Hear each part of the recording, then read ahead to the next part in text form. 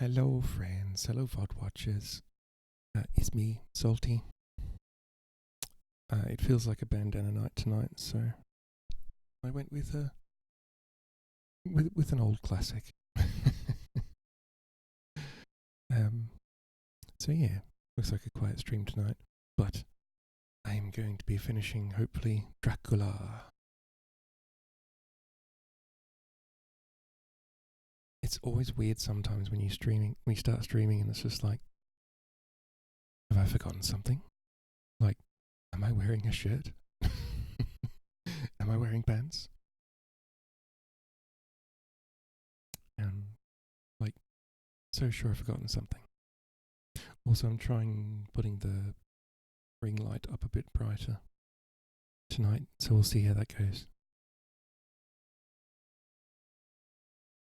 Also, exciting news, might be getting a new phone on the weekend. Well, not new, second hand, but at any rate, a phone. We'll see. Looks like a bit of an upgrade too.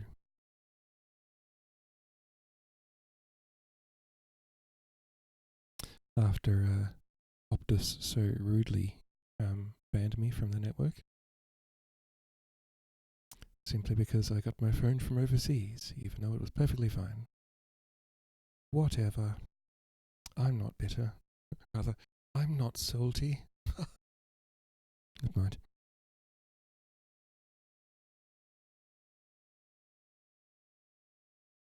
Right. So, yesterday, basically, they did a bit of preparation to go after Dracula, and then they actually set out to intercept Dracula's ship when they thought that Dracula was going to be landing at Varna. Don't know where Varna is. I should know. I used to have a board game called Fury of Dracula, where the players actually chased Dracula. It was like a board game. Dracula's location was secret. That one player played as Dracula, the others played as the other characters, and they chased Dracula, whose location was secret, but Dracula had like a mini map, and it was kind of cool.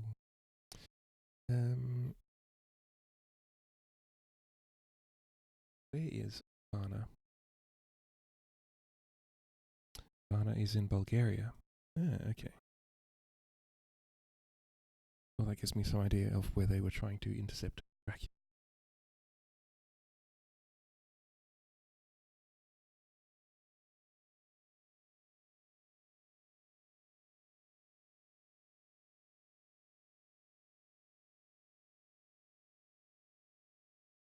Right, anyway. But Dracula tricked them, and the ship went on to Galatz. Well, it's called Galatz in here. I don't know if it's actually Galatz is the real city or not, because Bram Stoker took a few liberties, I think. But anyway. So, chapter 26. Dr. Seward's diary.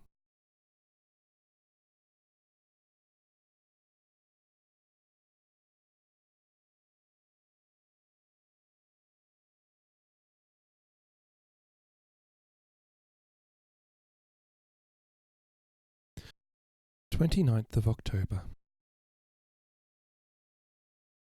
This is written in the train from Varna to Galatz.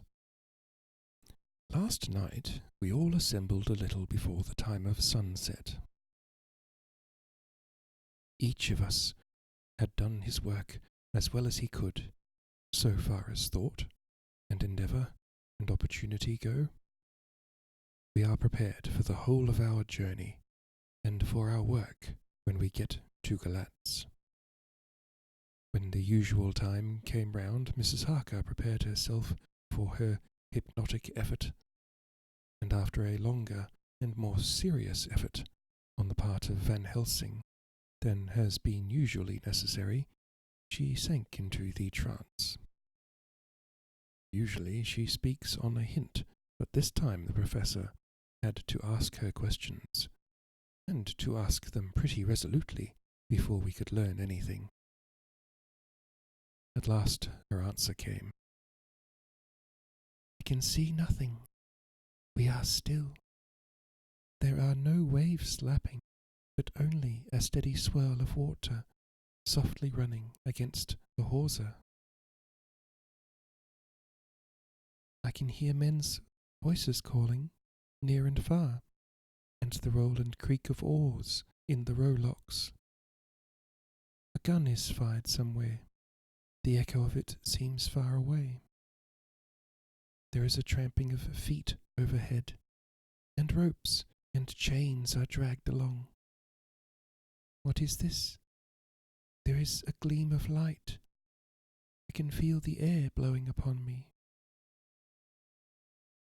Here she stopped. She had risen, as if impulsively, from where she lay on the sofa, and raised both her hands, palms upwards, as if lifting a weight. Van Helsing and I looked at each other with understanding. Quincy raised his eyebrows slightly and looked at her intently, whilst Harker's hand instinctively closed round the hilt of his kukuri. There was a long pause. We all knew that the time when she could speak was passing, but we felt that it was useless to say anything.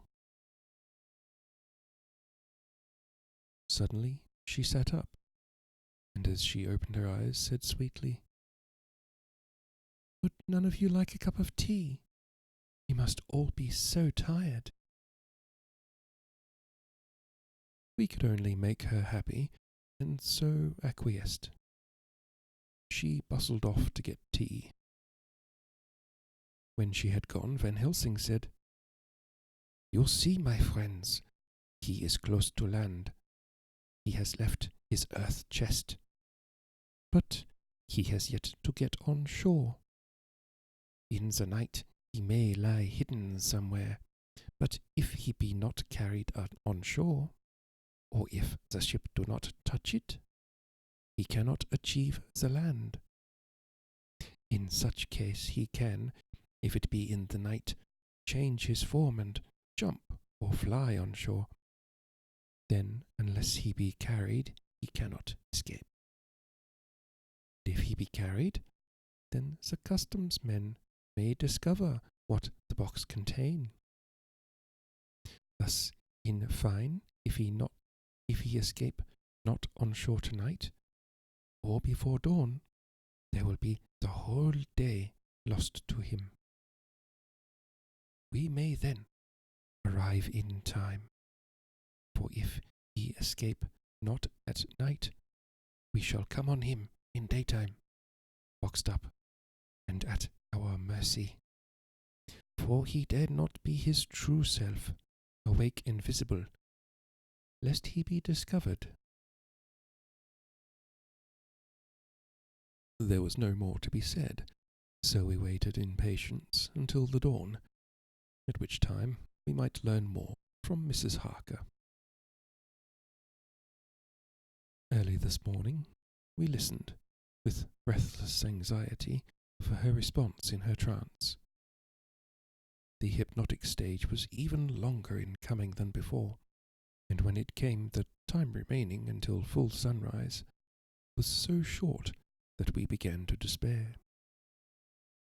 Van Helsing seemed to throw his whole soul into the effort. At last, in obedience to his will, she made reply. "All is dark. I hear lapping water, level with me, and some creaking as of wood on wood." She paused, and the red sun shot up. We must wait till tonight. And so it is that we are travelling towards Galatz in an agony of expectation. We are due to arrive between 2 and 3 in the morning, but already at Bucharest we are 3 hours late, so we cannot possibly get in till well after sunup. Thus we shall have 2 more hypnotic messages from Mrs. Harker. Either or both may possibly throw more light on what is happening.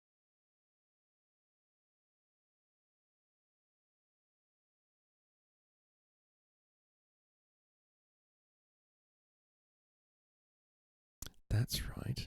I remember now. The board game Fury of Dracula. You could actually there were cards you could draw. I think Mina could actually get clues as to where Dracula was. It was a good board game, but it had a lot of flaws. A lot of flaws.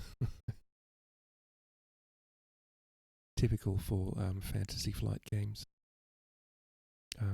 Great concept, great manufacturing, but the rules, awful.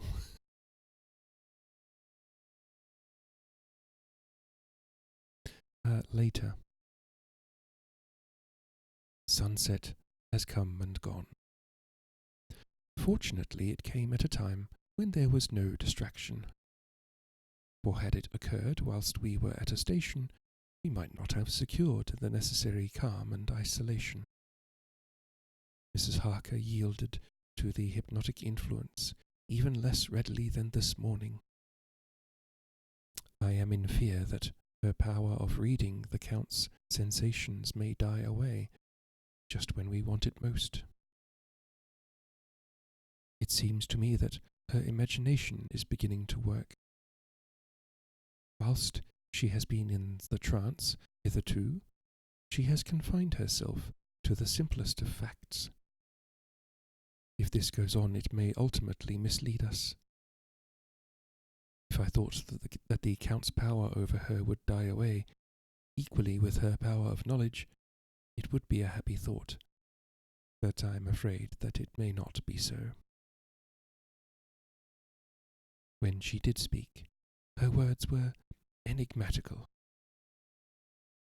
Something is going out. I can feel it past me like a cold wind. I can hear, far off, confused sounds, as of men talking in strange tongues, fierce falling water, and the howling of wolves. She stopped, and a shudder ran through her, increasing in intensity for a few seconds, till at the end she shook as though in a palsy. She said no more, even in answer to the professor's imperative questioning. When she woke from the trance, she was cold, exhausted, and languid, but her mind was all alert. She could not remember anything, but asked what she had said. When she was told, she pondered it over, deeply, for a long time, and in silence. 30th of October, 7 a.m. We are near Galatz now, and I may not have time to write later. Sunrise this morning was anxiously looked for by us all. Knowing of the increasing difficulty of procuring the hypnotic trance, Van Helsing began his passes earlier than usual. They produced no effect, however, until the regular time, when she yielded with a still greater difficulty only a minute before the sun rose. The professor lost no time in his questioning. Her answer came with equal quickness. All is dark. I hear water swirling by, level with my ears, and the creaking of wood on wood. Cattle low far off. There is another sound, a queer one, like ... She stopped and grew white, and whiter still. Go on, speak, I command you, said Van Helsing in an agonized voice. At the same time there was despair in his eyes, for the risen sun was reddening even Mrs. Harker's pale face.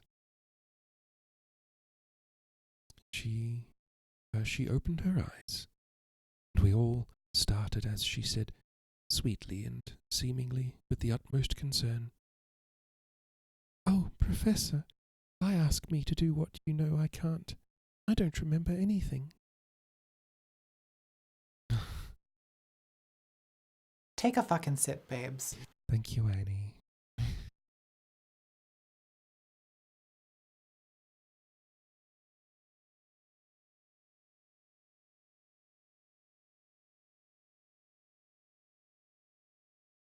I hope you're doing well. I did have tea, but I drank it all. Shook. Whose shock is that? Finis.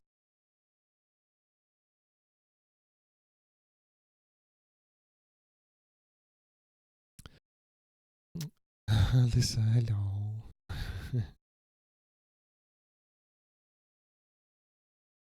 Yes, so they're hot on the trail of Dracula.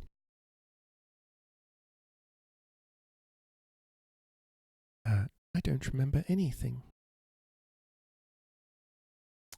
I'm not sleepy at the moment, which is good because I'm streaming. But at the start of stream, I was like, "Have I forgotten something? Am I wearing clothes?" I had that weird sensation, just like, "Have I forgotten something? What's going on?" I don't know. I think it's because I've turned my light up a bit. So we'll see how we go. So things look slightly different. Then, seeing the look of amazement on our faces, she said, turning from one to the other with a troubled look, "What have I said? What have I done? I know nothing, only that I was lying here half asleep, and heard you say, 'Go on, speak, I command you.' It seems so funny to hear you order me about as if I were a bad child." "Oh, Annie, go sleep. Have good bed. Good night."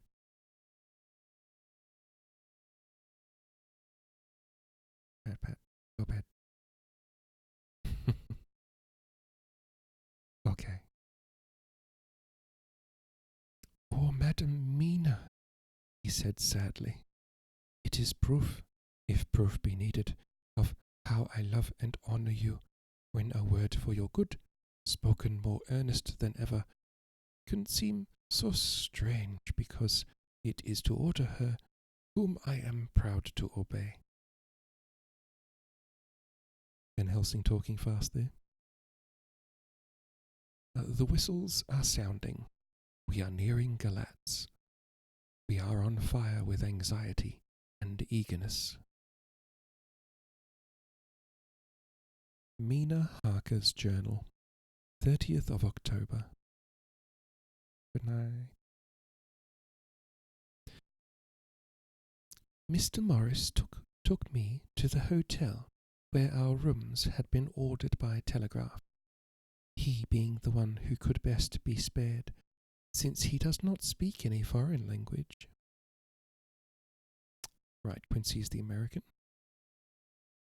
The forces were distributed much as they had been at Varna, except that Lord Godalming went to the Vice-Consul, as his rank might serve as an immediate guarantee of some sort to the official, we being in extreme hurry.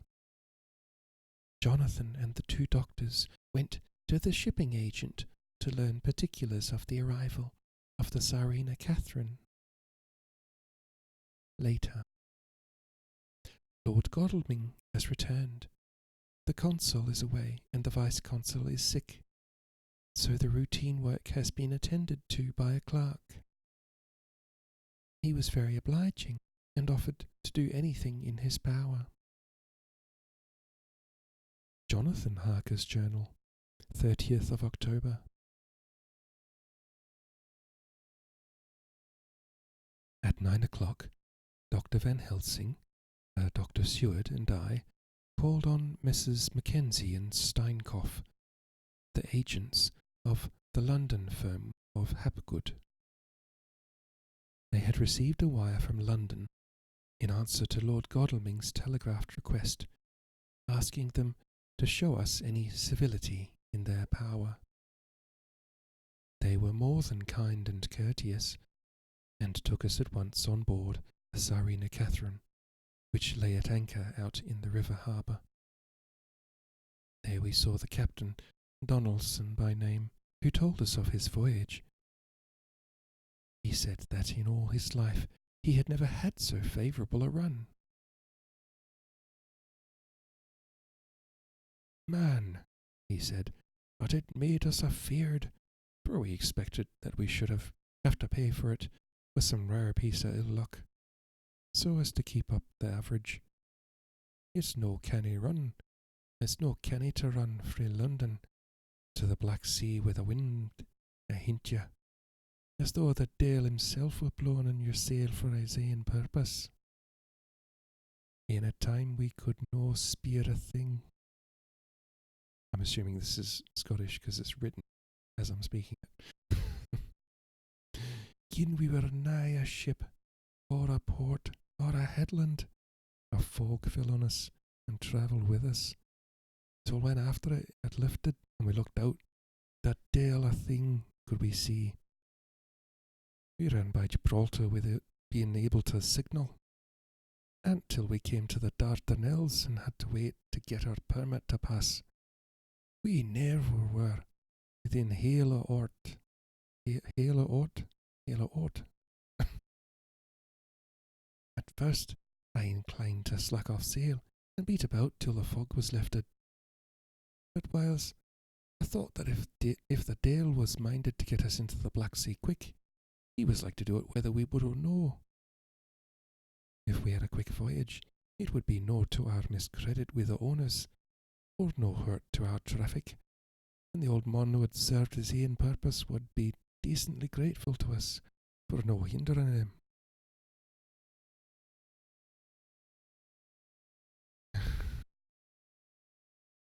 So yeah.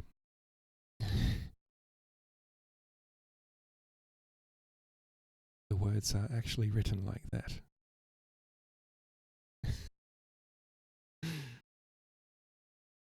It's no canny to run fae London to the Black Sea.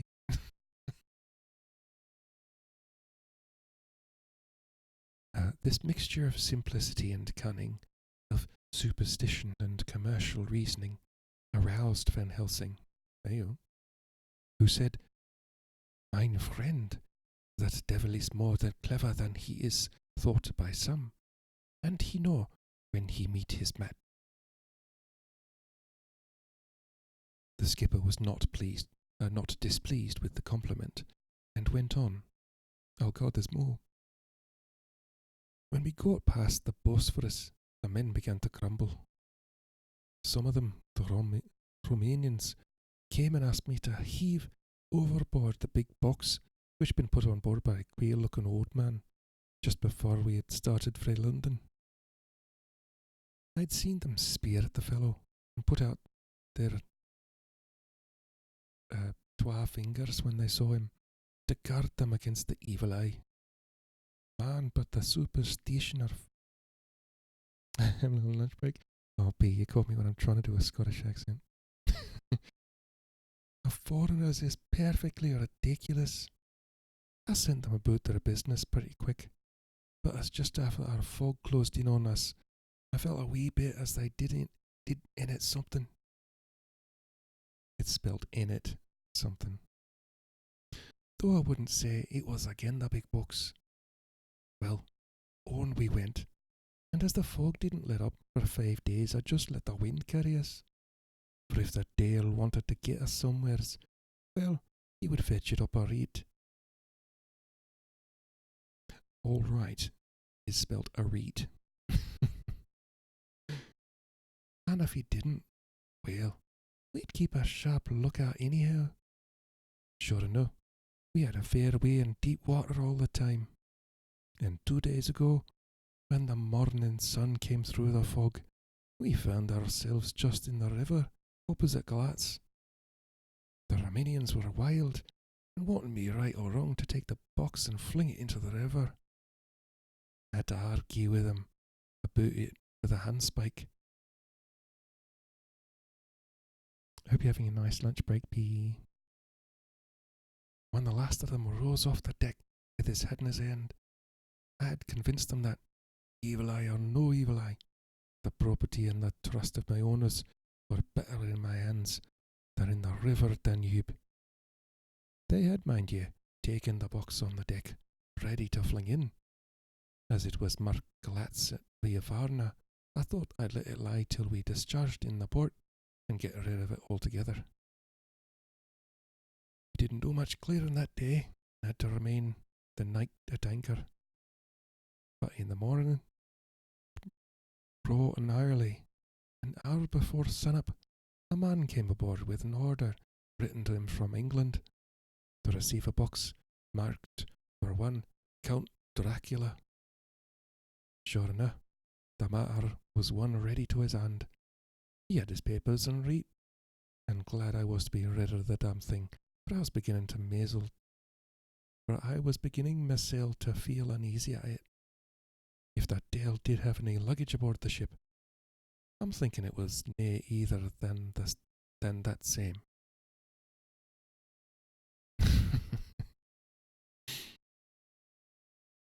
Why? Why did it have to be Scottish? What was the name of the man who took it? Asked Dr. Van Helsing with restrained eagerness. I'll be telling you quick, he answered, and stepping down to his cabin, produced a receipt signed Emmanuel Hildesheim. Bergenstrasse 16 was the address. We found out that this was all the captain knew, so with thanks we came away.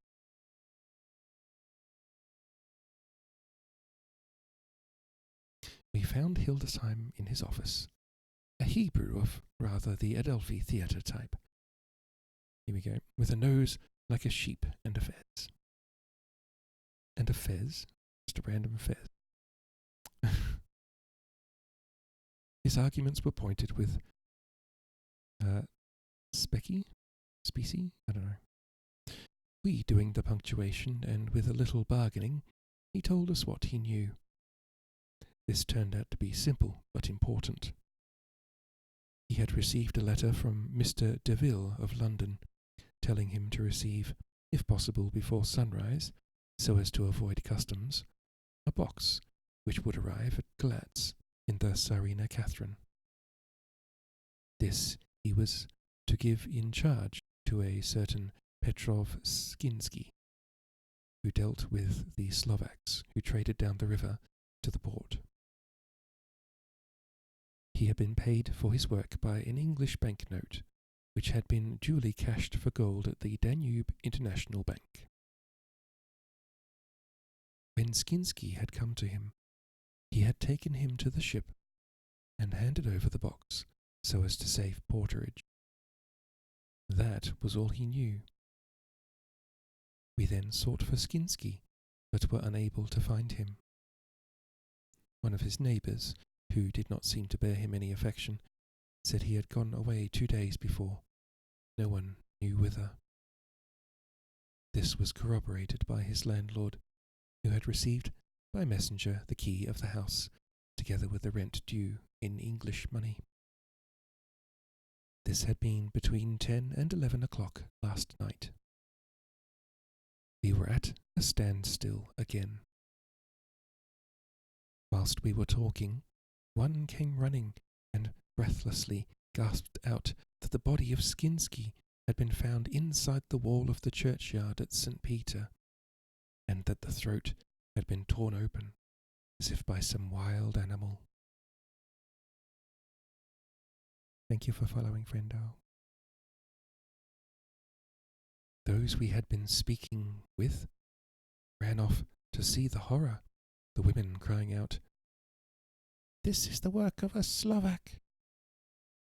We hurried away, lest we should have been in some way drawn into the affair, and so detained. McLovin, welcome in. As we came home, we could arrive at no definite conclusion. We were all convinced that the box was on its way. Oh, that's all right, McLovin, you don't have to do that. But thank you. That'd be very nice. Hope the alerts work.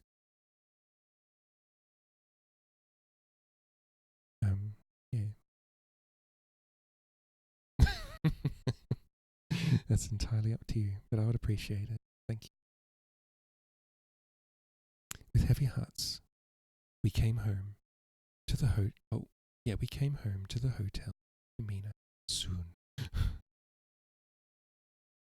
Does he still shake? Oh no. Yeah. When we met together, the first thing was to consult as to taking Mina again into our confidence.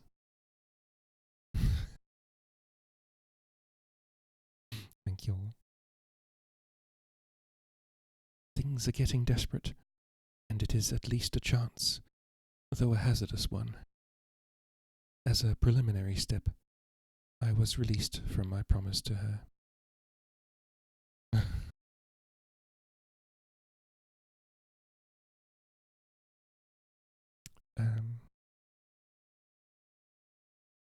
Oh. Earlier, if you remember, Mina had them all promised that if she were to become a vampire, they would, well, kill her. Or kill her again, rather. Soon.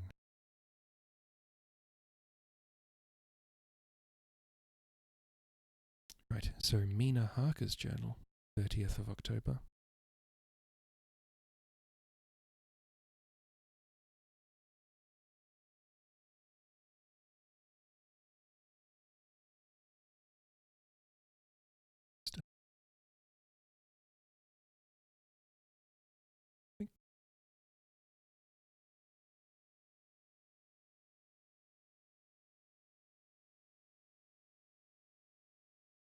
Going to load.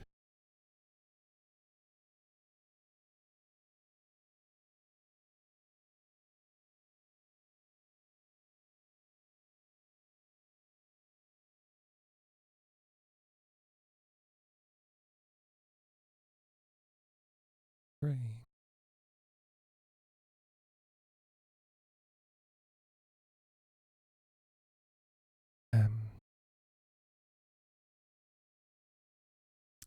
Oh, it needs the. Here we go. Okay, Mina Harker's journal. 30th of October, evening. They were so tired and worn out and dispirited that there was nothing to be done till they had some rest. So I asked them all to lie down for half an hour, whilst I should enter everything up to the moment. I feel so grateful to the man who invented the traveller's typewriter, and to Mr. Morris for getting this one for me. That would be loud. Typewriters are loud. I should have felt quite astray doing the work if I had to write with a pen. It is all done.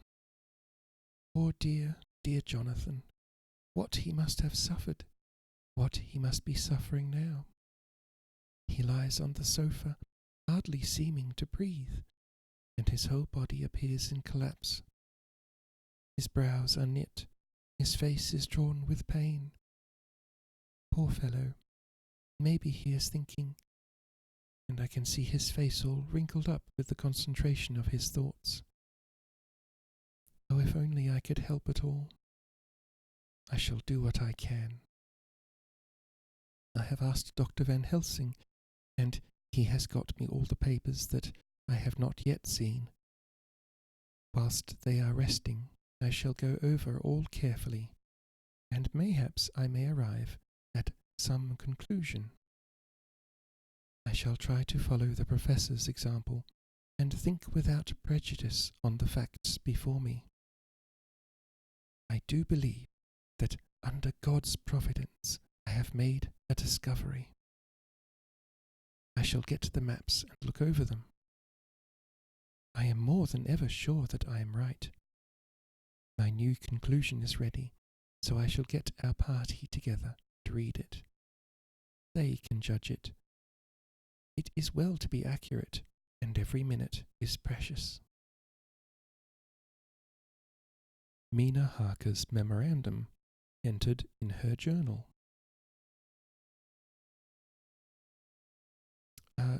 Round of inquiry. Count Dracula's problem is to get back to his own place. A. He must be brought back by someone. This is evident, for had he power to move himself as he wished, he could go either as man or wolf or bat, or in some other way. He evidently fears discovery or interference. In the state of helplessness in which he must be, confined as he is between dawn and sunset in his wooden box. B. How is he to be taken? Here a process of exclusions may help us. By road, by rail, by water? 1. By road.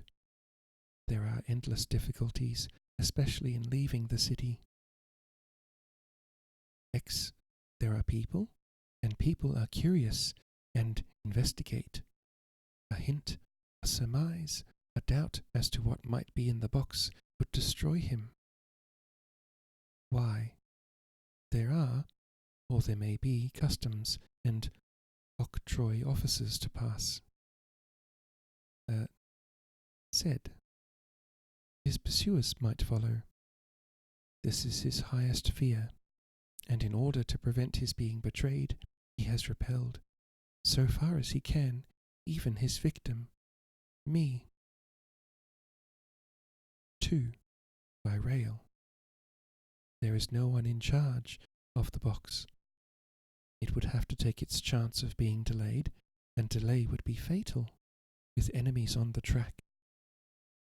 True, he might escape at night, but what would he be if left in a strange place? I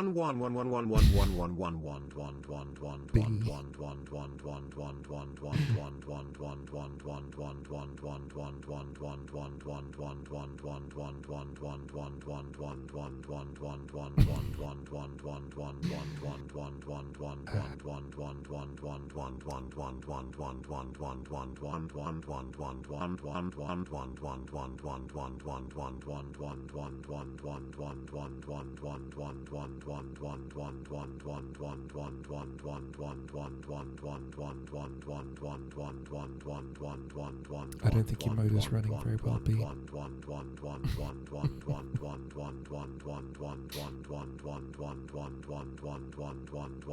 I could mute it. I could.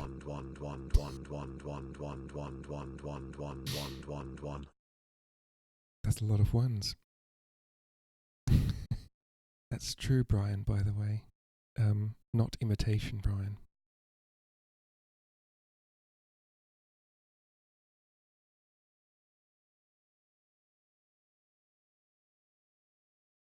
Yeah, so when I found that Twitch Alerts does TTS, just want Brian that talks like real Brian.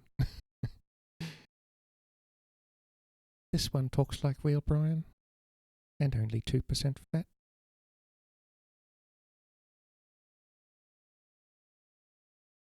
Was it 2% or 1%? I can't remember. Yes. So, on train. But what would he be, if left in a strange place with no refuge that he could fly to? This is not what he intends, and he does not mean to risk it. 3. By water.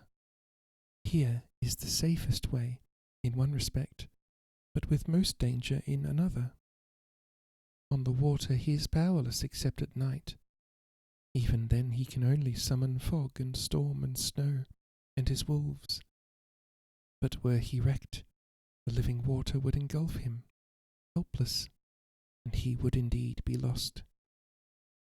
He could have the vessel drive to land, but if it were unfriendly land, wherein he was not free to move, his position would still be desperate. We know from the record that he was on the water, so what we have to do is ascertain what water. The first thing to realize exactly what he has done as yet. We may then get a light on what his task is to be. Firstly, we must differentiate between what he did in London as part of his general plan of action, when he was pressed for moments and had to arrange as best he could. Secondly, we must see, as well as we can surmise it from the facts we know of, what he has done here. As to the first, he evidently intended to arrive at Galatz, and sent invoice to Varna to deceive us lest we should ascertain his means of exit from England. His immediate and sole purpose then was to escape. The proof of this is the letter of instructions sent to Emanuel Hildesheim to clear and take away the box before sunrise. There is also the instruction to Petrov Skinsky. These we must only guess at, but there must have been some letter or message since Skinsky came to Hildesheim. That so far his plans were successful, we know.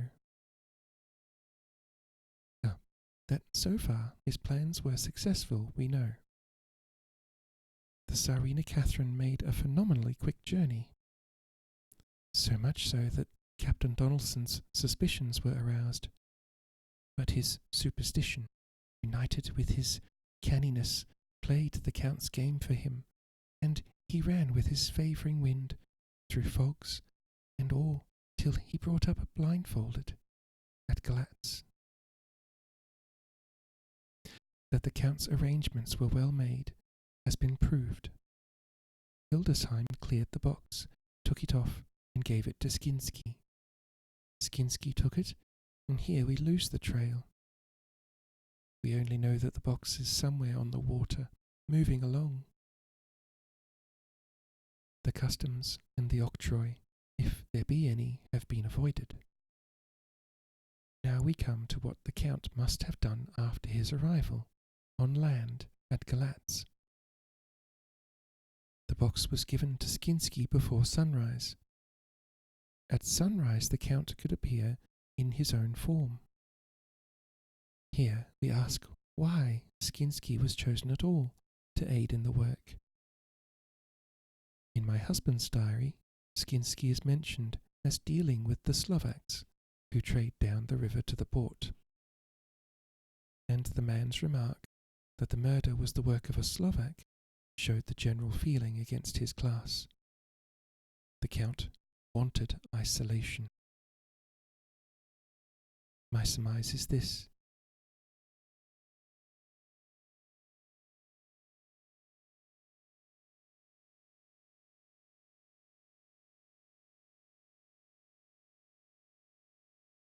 Give me a second.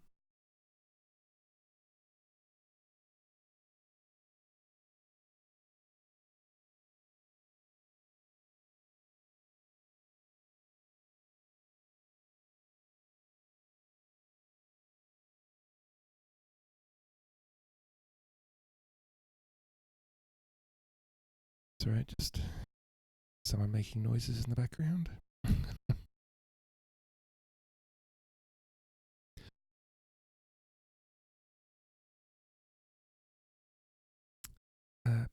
My surmise is this, that in London the Count decided to get back to his castle by water, as the most safe and secret way.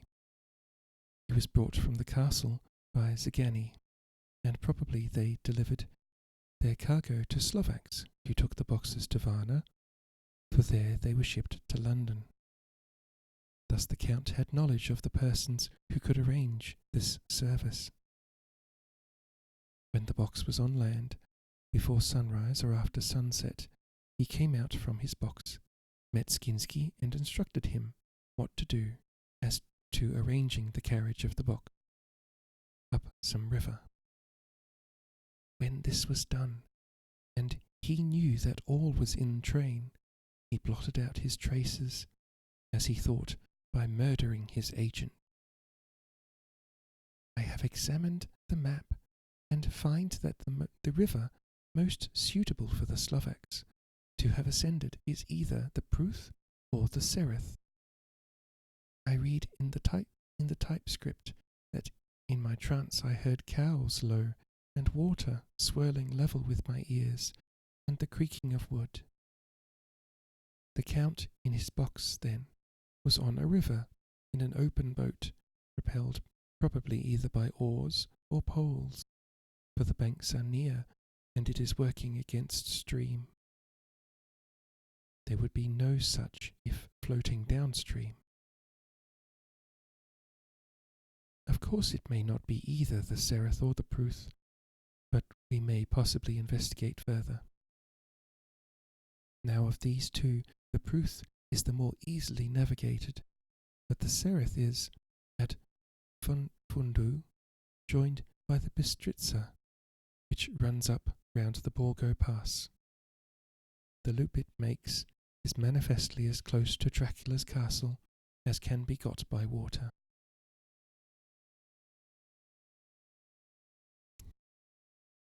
Mina Harker's journal continued. Right, so that was her memorandum. This is her journal.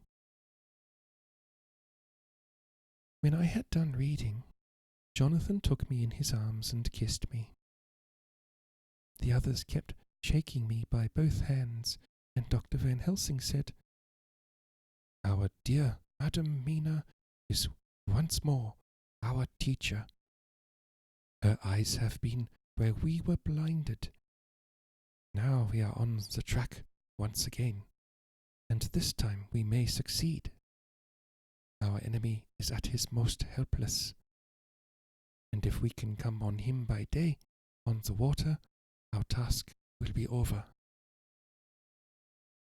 He has a start, but he is powerless to hasten, as he may not leave this box, lest those who carry him may suspect.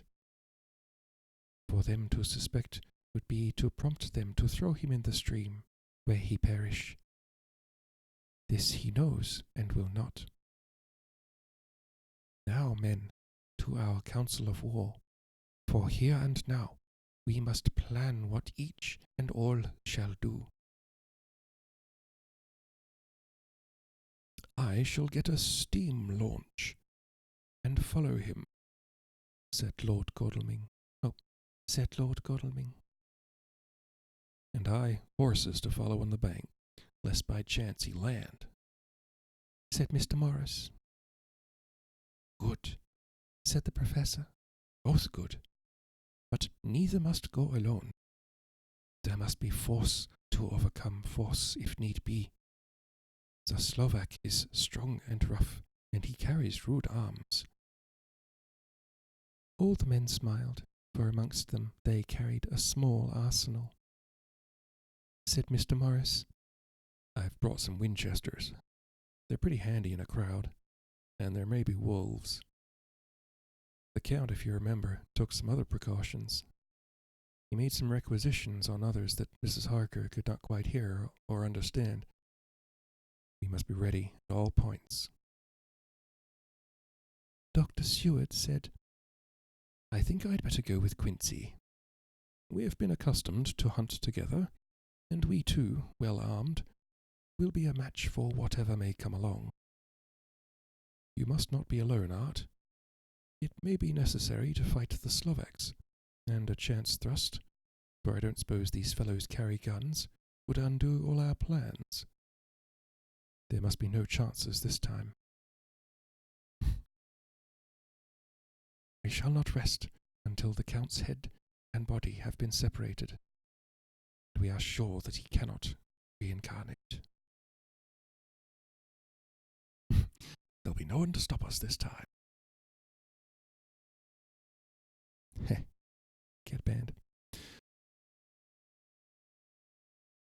He looked at Jonathan as he spoke, and Jonathan looked at me. I could see that the poor dear was torn about in his mind. Of course he wanted to be with me, but then the boat service would, most likely, be the one which would destroy the vampire. Why did I hesitate to write the word? Why, indeed. He was silent a while, and during his silence, Dr. Van Helsing spoke. Friend Jonathan, this is to you for twice reasons. First, because you are young and brave and can fight, and all energies may be needed at the last. And again,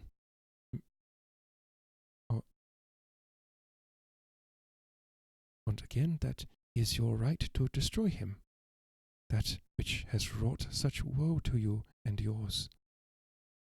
Be not afraid for Madam Mina. She will be my care, if I may. I am old. My legs are not so quick to run as once, and I am not used to ride so long or to pursue as need be, or to fight with lethal weapons. But I can be of other service. I can fight in another way, and I can die, if need be, as well as younger men. Now let me say that what I would is this. While you, my Lord Godalming and friend Jonathan, go in your sore-swift little steamboat up the river, and whilst John and Quincy guard the bank, where perchance he might be landed, I will take Madam Mina right into the heart of the enemy's country.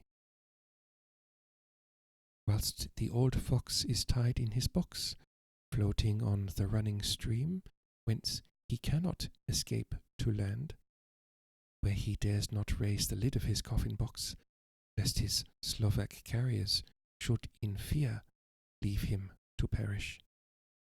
We shall go in the track where Jonathan went, from Bistritz over the Borgo, and find our way to the castle of Dracula. Here, Madam Mina's hypnotic power will surely help, and we shall find our way, all dark and unknown otherwise, after the first sunrise, when we are near that fateful place. There is so much to be done, and other places to be made sanctified, so that the nest of vipers be obliterated. Here Jonathan interrupted him hotly. Do you mean to say, Professor Van Helsing, that you would bring Mina, in her sad case and tainted as she is with that devil's illness, right into the jaws of his death trap? Not for the world, not for heaven or hell. He became almost speechless for a minute, and then went on. Do you know what the place is? Have you seen that awful den of hellish infamy, with the very moonlight alive with grisly shapes? Every speck of dust that whirls in the wind, a devouring monster in embryo. Have you felt the vampire's lips upon your throat? Here he turned to me, and as his eyes lit on my forehead, he threw up his arms with a cry. Oh my God, what have we done to have this terror upon us? And he sank down on the sofa in a collapse of misery. The professor's voice, as he spoke in clear, sweet tones, which seemed to vibrate in the air, calmed us all. Oh, my friend, it is because I would save Madam Mina from that awful place that I would go. God forbid that I should take her into that place. There is work, wild work, to be done before that place can be purified. Remember that we are in terrible straits. If the Count escape us this time, and he is strong and subtle and cunning, he may choose to sleep him for a century. And then in time our dear one, he took my hand, would come to him to keep him company, and would be as those others that you saw, that you, Jonathan, saw. You have told us of their gloating lips. You heard their ribald laugh as they clutched the moving bag that the Count threw to them. You shudder. Well, it may be. Forgive me that I make you so much pain, but it is necessary. My friend, it is not a dire need for that which I am giving, possibly my life. If it were that anyone went into that place to stay, it is I who would have to go to keep them company. Do as you will, said Jonathan, with a sob that shook him all over. We are in the hands of God. Later. Oh, it did me good to see the way that these brave men worked. How can women help loving men when they are so earnest, and so true, and so brave? And too, it made me think of the wonderful power of money. As I said before, chat, if you're writing a story, it pays to have one of the party be rich.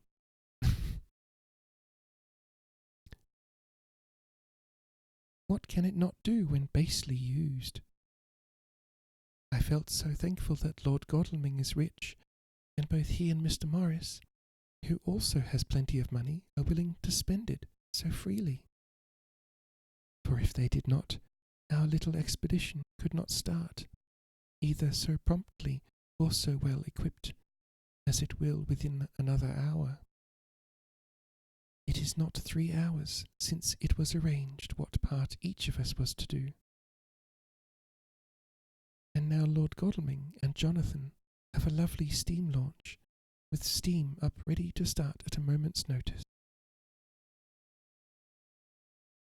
Dr. Seward and Mr. Morris have 6 good horses, well appointed. We have all the maps and appliances of various kinds that can be had. Professor Van Helsing and I are to leave by the 11:40 train tonight for Veresti. Give me a second. I just want to look up where Veresti is.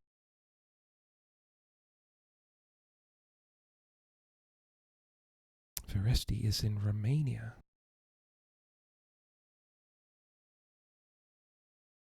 Any second, waiting for the map. There we go.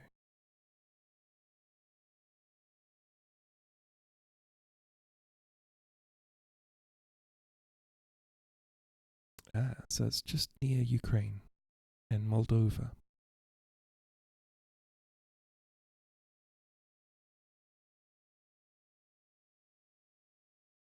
B. I'm going to give you a squish. A good task. Hopefully they haven't lost the keys today.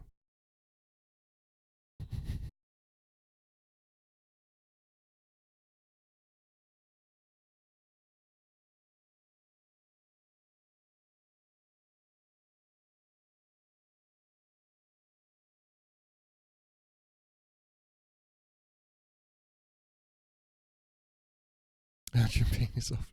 Task going smooth today. I don't know how these people get jobs. How? Some magic.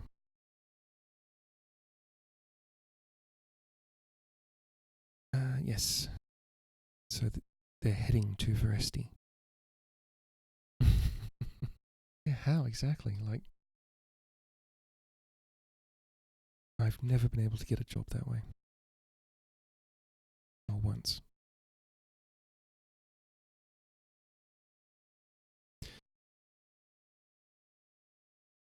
Okay. Bye-bye. For for Foresti, where we are to get a carriage to drive to the Borgo Pass. We are bringing a good deal of ready money, as we are to buy a carriage and horses. We shall drive ourselves, for we have no one whom we can trust in the matter. The professor knows something of a great many languages, so we shall get on all right. We have all got arms, even for me a large bore revolver. Jonathan would not be happy unless I was armed like the rest. Alas, I cannot carry one arm that the rest do. The scar on my forehead forbids it. Dr. Van Helsing comforts me by telling me that I am fully armed, as there may be wolves. The weather is getting colder every hour, and there are snow flurries which come and go as warnings. Oh yeah, October. That's right, we're in Europe. Later. It took all my courage to say goodbye to my darling. We may never meet again. Courage, Mina. The professor is looking at you keenly. His look is a warning. There must be no tears now, unless it may be that God will let them fall in gladness. Jonathan Harker's Journal, 30th of October, night.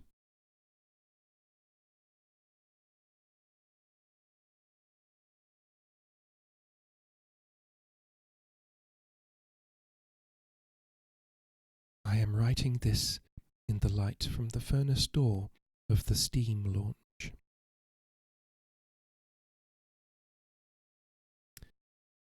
Lord Godalming is firing up. He is an experienced hand at the work, as he has had for years a launch of his own on the Thames and another on the Norfolk Broads. Regarding our plans, we finally decided that Mina's guess was correct, and that if any waterway was chosen for the Count's escape back to his castle, the Sereth, and then the Bistritza at its junction, would be the one. We took it that somewhere at the 47th degree north latitude would be the place chosen for crossing the country between the river and the Carpathians. We have no fear in running at good speed up the river at night. There is plenty of water, and the banks are wide enough apart to make steaming, even in the dark, easy enough. Lord Godalming tells me to sleep for a while, as it is enough for the present for one to be on watch. But I cannot sleep. How can I, with the terrible danger hanging over my darling, and her going out into that awful place?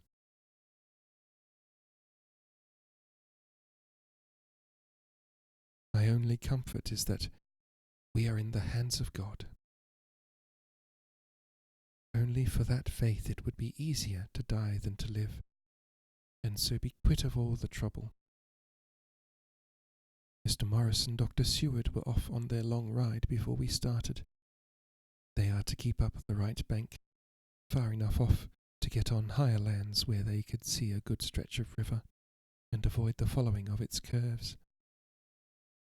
They have, for the first stages, 2 men to ride and lead their spare horses, 4 in all, so as not to excite curiosity.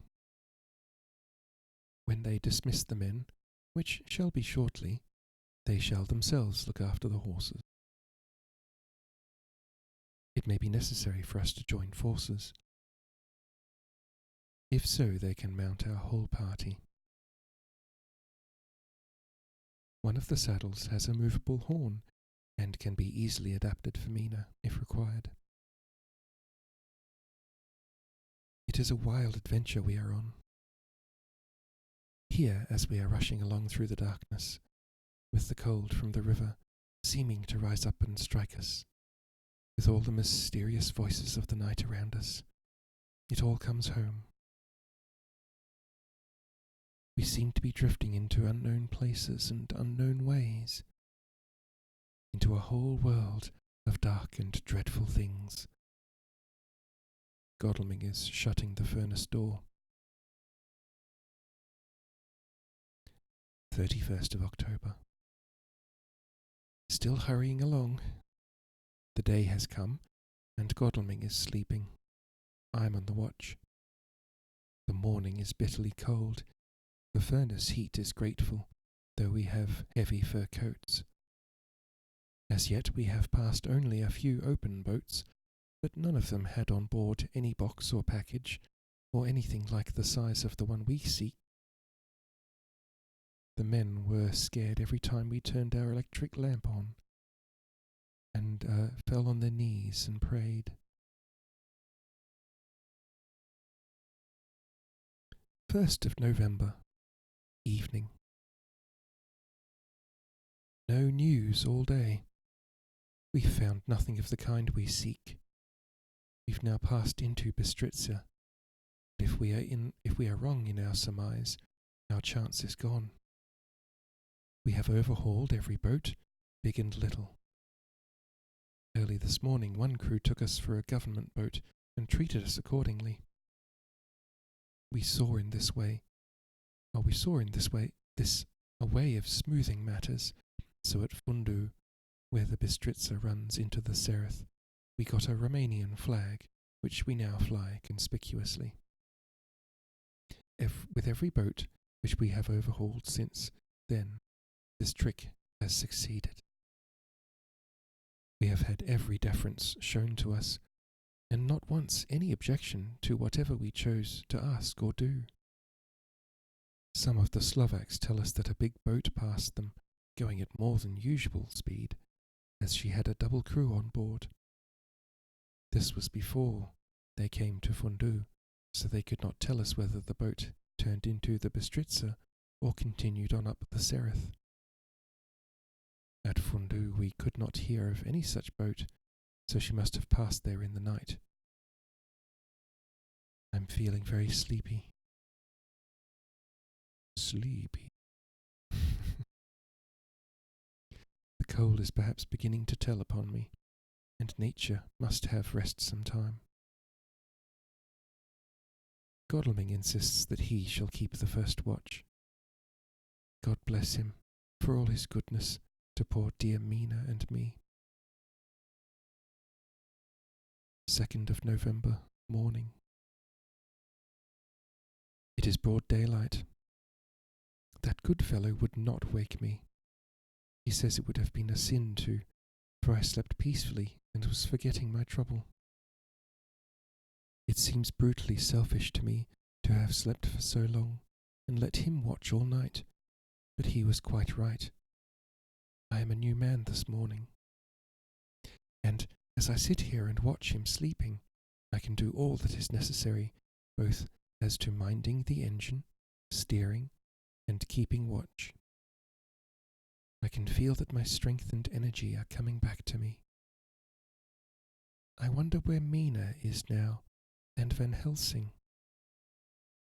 They should have got to Veresti about noon on Wednesday. It would take them some time to get the carriage and horses.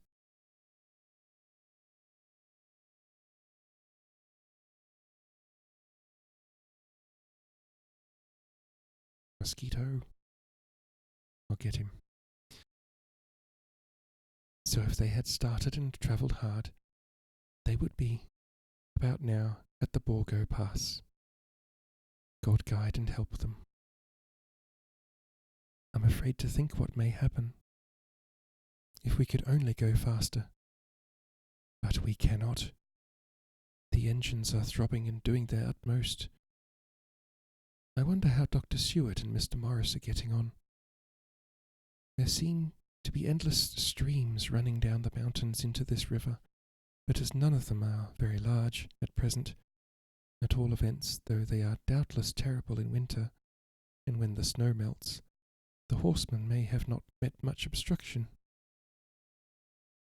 I hope that before we get to Strasbourg we may see them, for if by that time we have not overtaken the Count, it may be necessary to take counsel together what to do next. Dr. Seward's Diary. 2nd of November.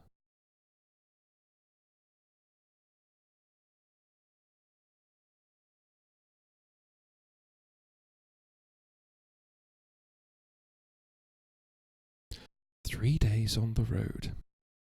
No news, and no time to write it if there had been, for every moment is precious. We have had only the rest needful for the horses, but we are both bearing it wonderfully. Those adventurous days of ours are turning up useful. We must push on. We shall never feel happy till we get the launch in sight again." 3rd of November. We heard at Fundu that the launch had gone up the Bistritza. I wish it wasn't so cold. There are signs of snow coming, and if it falls heavy, it will stop us. In such case, we must get a sledge and go on, Russian fashion. 4th of November. Today we heard of the launch having been detained by an accident when trying to force a way up the rapids. The Slovak boats get up all right by aid of a rope and steering with knowledge. Some went up only a few hours before. Godalming is an amateur fitter himself, and evidently it was he who put the launch in trim again. Finally they got up the rapids all right, with local help, and are off on the chase afresh. I fear that the boat is not any better for the accident. The peasantry tell us that after she got up upon smooth water again, she kept stopping every now and again so long as she was in sight. We must push on harder than ever. Our help may be wanted soon. Soon. Mina Harker's Journal, 31st of October. So we're going back a few days. Arrived at Veresti at noon. The professor tells me that this morning at dawn he could hardly hypnotize me at all, and all that I could say was dark and quiet. He is off now buying a carriage and horses. He says that he will later on try to buy additional horses, so that we may be able to change them on the way. We have something more than 70 miles before us. The country is lovely and most interesting. If only we were under different conditions, how delightful it would be to see it all. If Jonathan and I were driving through it alone, what a pleasure it would be. To stop, see people and learn something of their life, and to fill our minds and memories with all the colour and picturesqueness of the whole wild, beautiful country and the quaint people. But alas! Later, Dr. Van Helsing has returned. He has got the carriage and the horses. We are to have some dinner and to start in an hour. The landlady is putting us up a huge basket of provisions. It seems enough for a company of soldiers. The professor encourages her and whispers to me that it may be a week before we can get any food again. He has been shopping too, and has sent home such a wonderful lot of fur coats and wraps, and all sorts of warm things. There will not be any chance of our being cold. We shall soon be off. I'm afraid to think what may happen to us. We are truly in the hands of God. He alone knows what may be, and I pray him, with all the strength of my sad and humble soul, that he will watch over my beloved husband, that whatever may happen, Jonathan may know that I loved him and honoured him more than I can say, that my latest and truest thought will be always for him. Chapter 27. Mina Harker's Journal.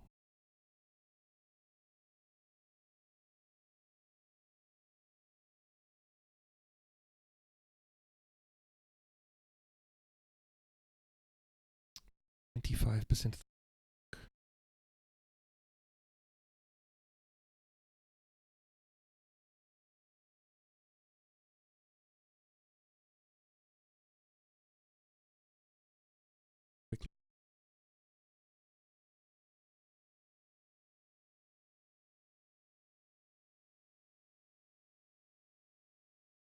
mosquito.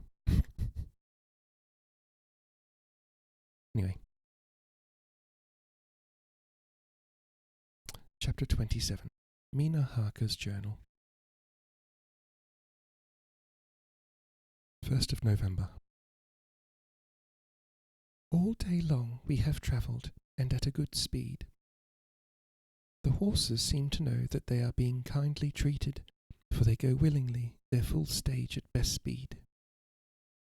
We have now had so many changes, and find the same thing so constantly, that we are encouraged to think that the journey will be an easy one.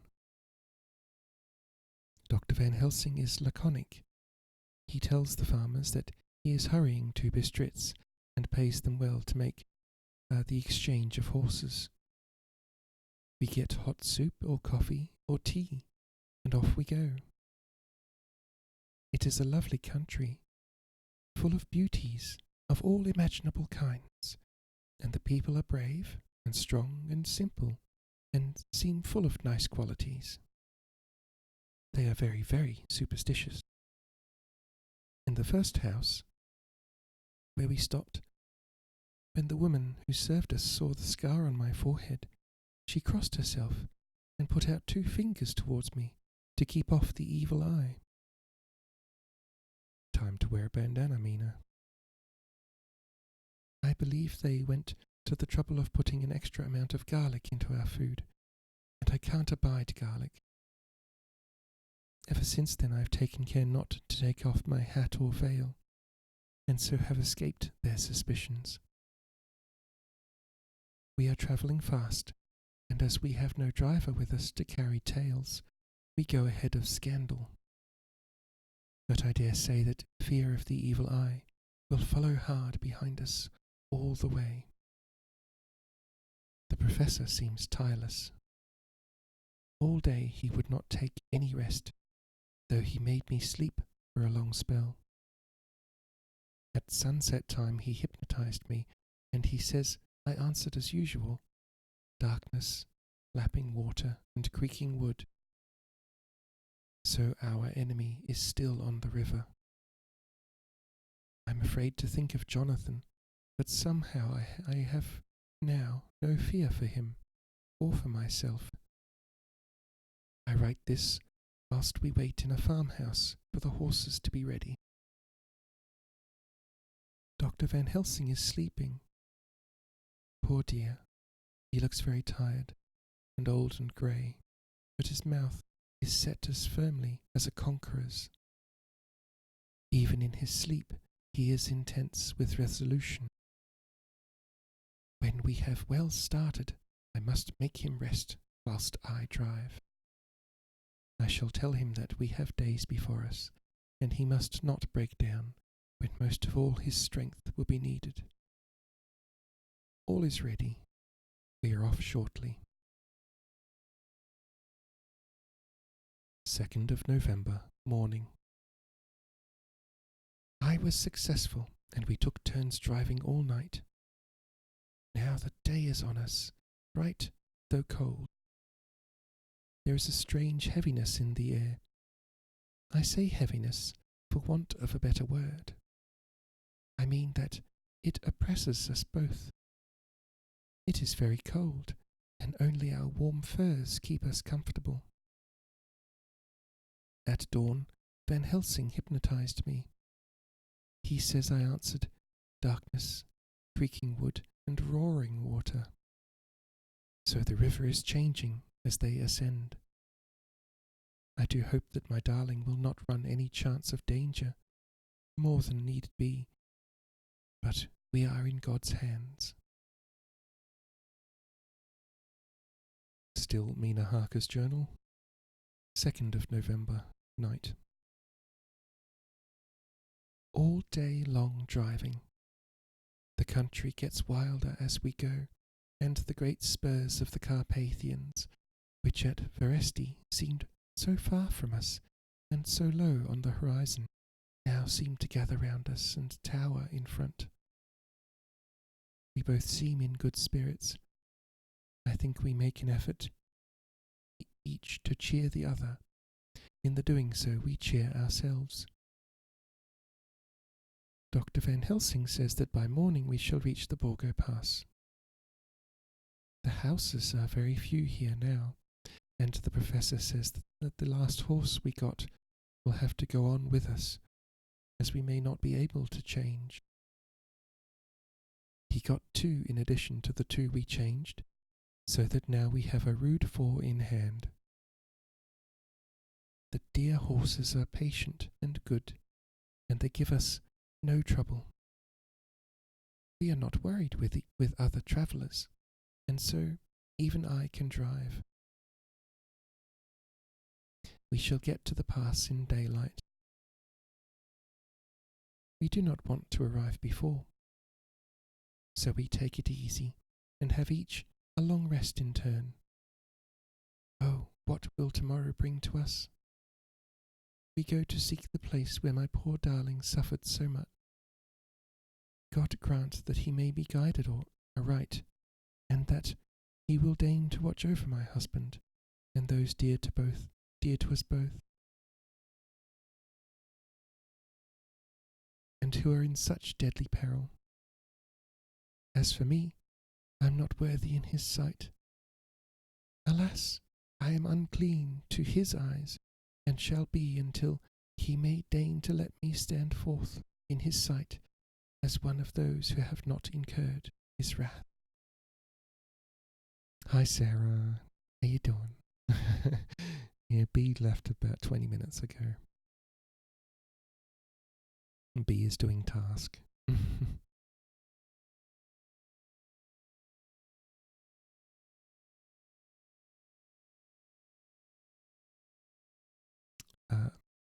Memorandum by Abraham Van Helsing, 4th of November.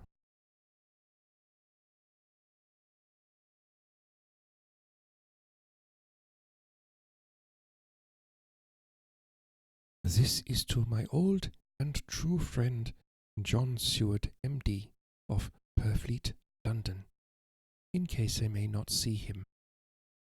It may explain. It is morning, and I write by a fire, which all the night I have kept alive, Madam Mina aiding me. It is cold, cold, so cold that the grey heavy sky is full of snow, which, when it falls, will settle for all winter, as the ground is hardening to receive it. It seems to have affected Madam Mina. She has been so heavy of head all day that she was not like herself. She sleeps and sleeps and sleeps. She, who is usually so alert, have done literally nothing all day. She even have lost her appetite. That's not good. She make no entry into her little diary. She who writes so faithful at every pause. Something whisper to me that all is not well. However, tonight she is more vif. Her long sleep all day have refreshed and restored her, for now she is all sweet and bright as ever. At sunset I try to hypnotize her, but alas, with no effect. The power has grown less and less with each day, and tonight it will fail me altogether. Well, God's will be done, whatever it may be, and whithersoever it may lead. Now to the historical, for as Madam Mina write not in her stenography, I must, in my cumbrous old fashion, that so each day of us may not go unrecorded. We got to the Borgo Pass just after sunrise yesterday morning. When I saw the signs of the dawn, I got ready for the hypnotism. We stopped our carriage and got down so that there might be no disturbance. I made a couch with the furs, and Madam Mina, lying down, healed herself as usual, but more slow and more short time than ever to the hypnotic sleep. As before came the answer, darkness and the swirling of water. Then she woke, bright and radiant, and we go on our way and soon reach the pass. At this time and place she become all on fire with zeal. Some new guiding power be in her manifested, for she point to a road and say, "This is the way." "How do you know it?" I ask. Of course I know it," she answer, and with a pause add, "Have not my Jonathan travelled it and wrote of his travel?" At first I think somewhat strange, but soon I see that there be only one such by-road. It is used but little, and very different from the coach road from Bukovina to Bistritz, which is more wide and hard, and more used. So we came down this road. When we meet other ways, not always, we were sure that they were roads at all, for they be neglect, and light snow have fallen. The horses know, and they only. But the horses know, and they only. I give rein to them, and they go on so patient. By and by we find all the things which Jonathan have note in that wonderful diary of him. Then we go on for long, long hours and hours. At the first I tell Madam Mina to sleep. She try and she succeed. She sleep all the time, till at the last I feel myself to suspicions grow, and attempt to wake her. But she sleep on, and I may not wake her though I try. That's not good. I do not wish to try too hard, lest I harm her, for I know that she have suffer much, and sleep at times be all in all to her. I think I drowse myself, for all of a sudden I feel guilt, as though I have done something. I find myself bolt up with the reins in my hand, and the good horses go along, jog, jog, just as ever. I look down and find Madam Mina still asleep. It is now not far off sunset time, and over the snow the light of the sun flow in big yellow flood, so that we throw great long shadow on where the mountain rise so steep. For we are going up, and all is so wild and rocky, as though it were the end of the world. Then I arouse Madam Mina. This time she wake with not much trouble, and then I try to put her to hypnotic sleep. But she sleep not, being as though I were not.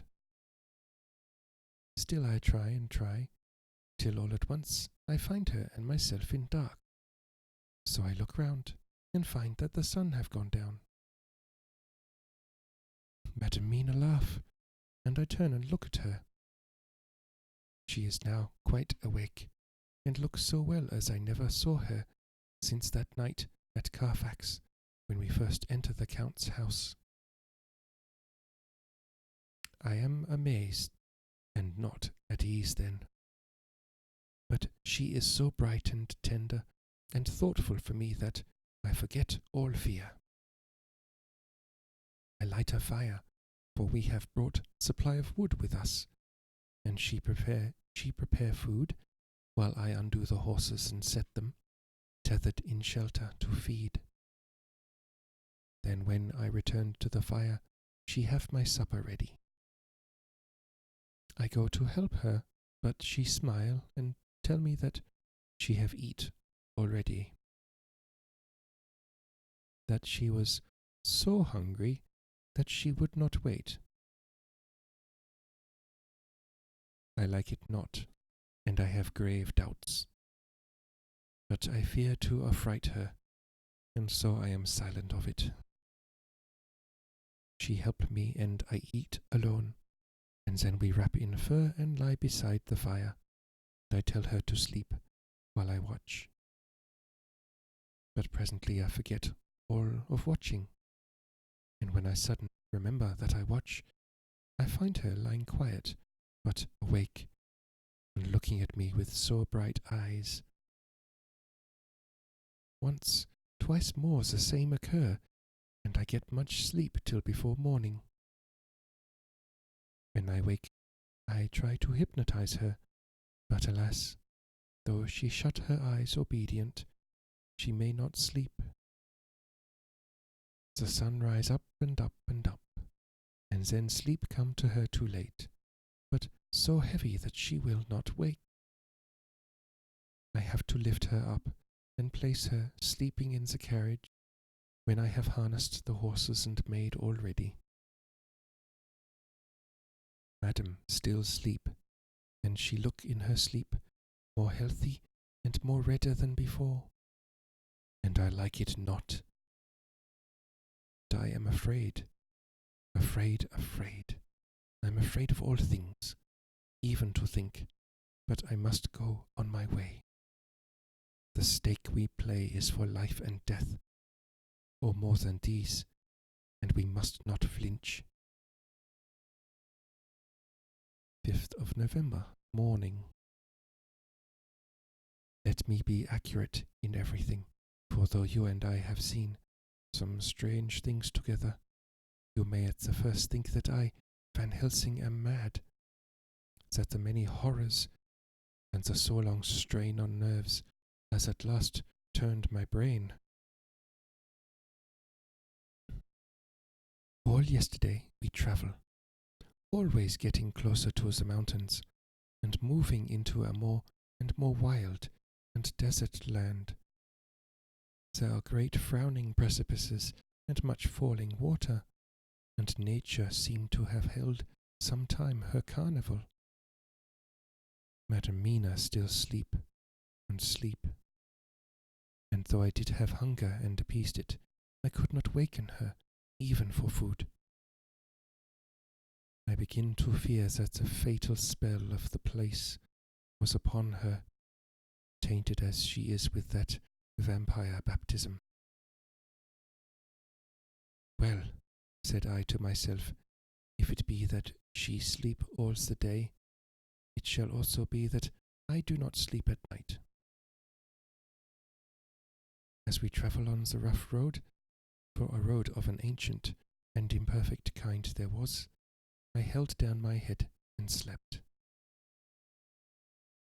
Again I waked with a sense of guilt and of time past, and found Madam Mina still sleeping, and the sun down low. But all was indeed changed. The frowning mountains seemed further away, and we were near the top of a steep rising hill, on summit of which was such a castle as Jonathan tell of in his diary. At once I exulted and feared, for now, for good or ill, the end was near.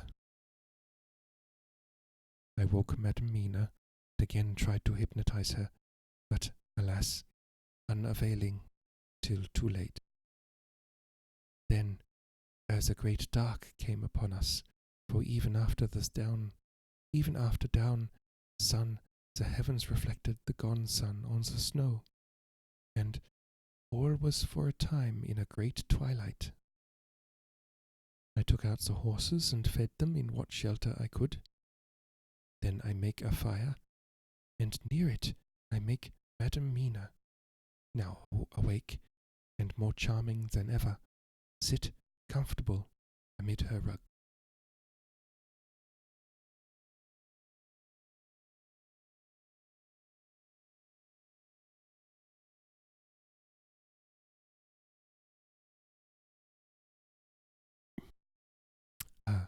comfortable amid her rugs. I got ready food, but she would not eat, simply saying that she had not hunger. I did not press her, knowing her unavailingness. But I myself eat, for I must needs now be strong for all. Then, with the fear on me of what might be, I drew a ring so big for her comfort round where Madam Mina sat. Over the ring I passed some of the wafer, and I broke it fine, so that all was well guarded. She sat still all the time, so still as one dead, and she grew whiter and even whiter till the snow was not more pale, and no word she said. But when I drew near, she clung to me, and I could know that the poor soul shook her from head to feet with a tremor that was pain to feel. I said to her presently, when she had grown more quiet, "Will you not come over to the fire?" For I wished to make a test of what she could. She rose obedient, but when she had made a step, she stopped and stood stricken. "Why not go on?" I asked. She shook her head and, coming back, sat down in her place. Then, looking at me with open eyes, as of one waked from sleep, she said simply, "I cannot," and remained silent. I rejoiced, for I knew that what she could not, none of those we dreaded could. Though there might be danger to her body, yet her soul was safe. Presently the horses began to scream, and tore at their tethers, till I came to them and quieted them. When they did feel my hands on them, they whinnied low, as in joy, and licked at my hands, and were quiet for a time.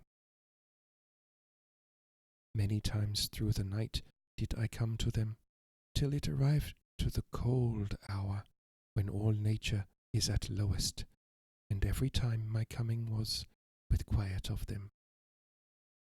In the cold hours a fire began to die, and I was about stepping forth to replenish it, for now the snow came in flying sweeps, and with it a chill mist. Even in the dark there was a light of some kind, as there ever is over snow, and it seemed as though the snow flurries and the wreaths of mist took shape as of women with trailing garments. All was in dead grim silence, only that the horses whinnied and cowered, as if in terror of the worst. I began to fear, horrible fears. But then there came to me the sense of safety in that ring wherein I stood. I began, too, to think that my imaginings were of the night, and the gloom, and the unrest that I have gone through, and all the terrible anxiety. It was as though my memories of all Jonathan's horrid experience were befooling me. For the snowflakes and the mist began to wheel and circle round, till I could get as though a shadowy glimpse of those women that would have kissed him. And then the horses cowered lower and lower and moaned in terror as men do in pain. Even the madness of fright was not to them, so that they could break away. I feared for my dear Madam Mina when these weird figures drew near and circled round. I looked at her, but she sat calm and smiled at me. When I would have stepped to the fire to replenish it, she caught me and held me back and whispered, like a voice that one hears in a dream, so low it was, "No, no, do not go without. Here you are safe." I turned to her, and looking in her eyes, said, "But you, it is for you that I fear." whereat she laughed, a laugh low and unreal, and said, "Fear for me? Why fear for me? None safer in all the world from than I am." And as I wondered at the meaning of her words, a puff of wind made the flame leap up, and I see the red scar on her forehead. Then, alas, I knew, did I not, I would soon have learned, for the wheeling of figures of mist and snow came closer, but keeping ever without the holy circle. Then they began to materialize till, if God had not taken away my reason, for I saw it through my eyes, there were before me, in actual flesh, the same 3 women that Jonathan saw in the room where they would have kissed his throat. I knew the swaying round forms, the bright, hard eyes, the white teeth, the ruddy colour, the voluptuous lips. They smiled ever at poor, dear Madam Mina, and as their laugh came through the silence of the night, they twined their arms and pointed to her, said in those sweet, tingling tones that Jonathan said were of the intolerable sweetness of the water glasses, "Come, sister, come to us, come." In fear I turned to my poor Madam Mina, and my heart with gladness leapt like flame. For oh, the terror in her sweet eyes, the repulsion, the horror, told a story to my heart that was all of hope. God be thanked she was not yet of them. I seized some of the firewood which was by me, and holding out some of the wafer, advanced on them towards the fire. They drew back before me and laughed their low, horrid laugh. I fed the fire and feared them not, for I knew that we were safe within the ring, which she could not leave, no more than they could enter. The horses had ceased to moan and lay still on the ground. The snow fell on them softly, and they grew whiter. I knew that there was, for the poor beasts, no more terror. And so we remained till the red of the dawn began to fall through the snow gloom. I was desolate and afraid, and full of woe and terror. But when that beautiful sun began to climb the horizon, life was to me again. At the first coming of the dawn, the horrid figures melted in the whirling mist and snow. The wreaths of transparent gloom moved away towards the castle and were lost. Instinctively, with the dawn coming, I turned to Madam Mina, intending to hypnotize her. But she lay in a deep and sudden sleep, from which I could not wake her. I tried to hypnotize through her sleep, but she made no response. None at all, and the day broke. I fear yet to stir. I have made my fire and have seen the horses. They are all dead. Today I have much to do here, and I keep waiting till the sun is up high, for there may be places where I must go, where that sunlight, through snow and mist obscure it, will be to me a safety. I will strengthen me with breakfast, and then I will do my terrible work. Madam Mina still sleeps, and God be thanked, she is calm in her sleep. Jonathan Harker's Journal.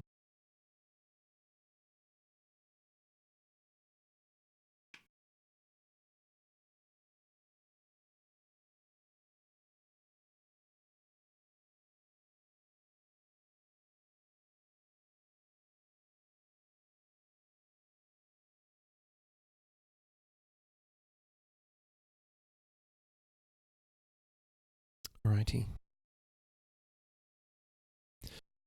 Jonathan Harker's Journal, 4th of November, evening. The accident to the launch has been a terrible thing for us.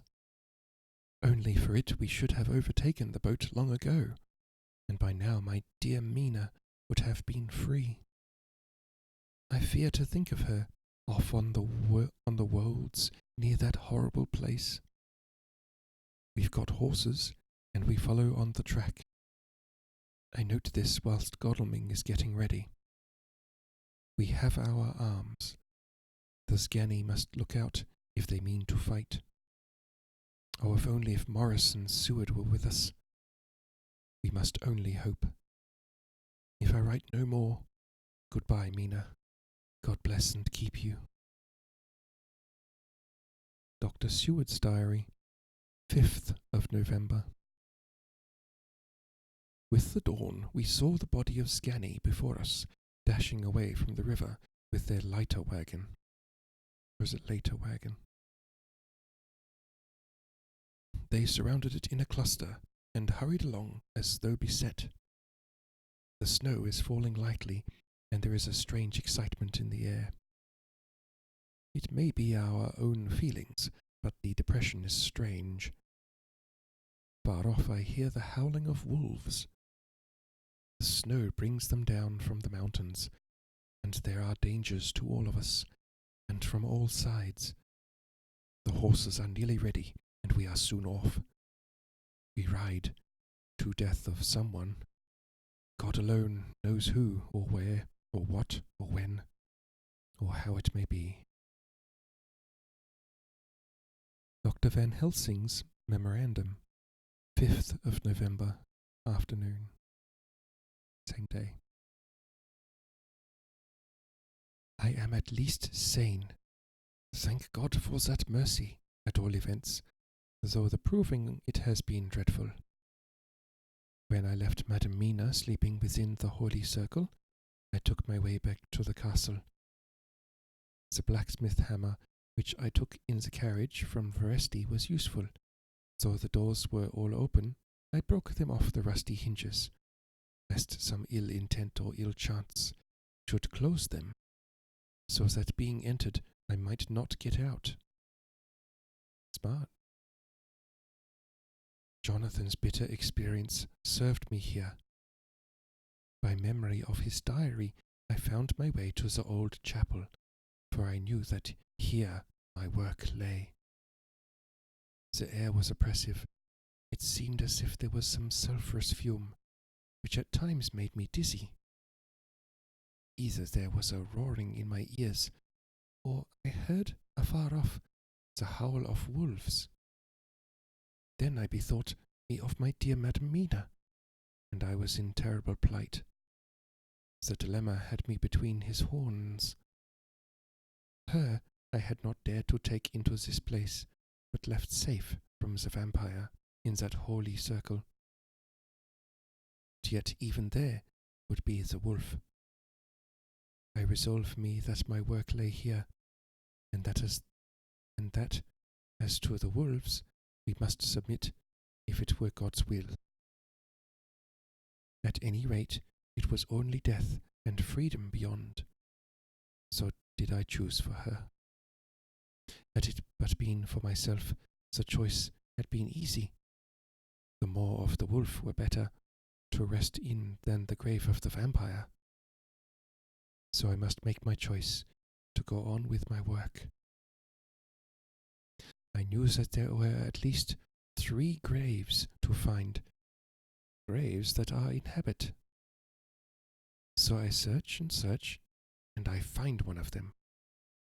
She lay in her vampire sleep, so full of life and voluptuous beauty that I shudder as though I have come to do murder.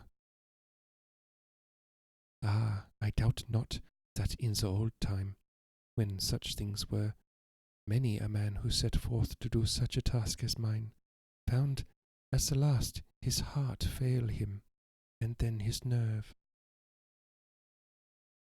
So he delay, till the mere beauty and the fascination of the wanton undead have hypnotized him. and he remain on, till sunset come, and the vampire sleep be over. Then the beautiful eyes of the fair woman open, and look love, and the voluptuous mouth present to a kiss, and the man is weak, and there remain one more victim in the vampire fold, one more to swell the grim and grisly ranks of the undead. There is some fascination, surely, when I am moved by the mere presence of such a one, even lying as she lay in her tomb, fretted with age and heavy with the dust of centuries. So there be that horrid odour, such as the lairs of the Count have had. Yes, I was moved.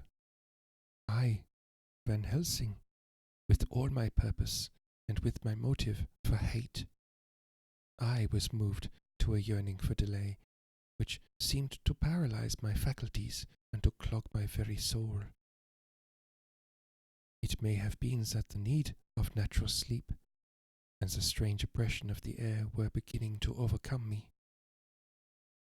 Certain it was that I was lapsing into sleep, the open-eyed sleep of one who yields to a sweet fascination, when there came through the snow-stilled air a long, low wail, so full of woe and pity that it woke me like the sound of a clarion.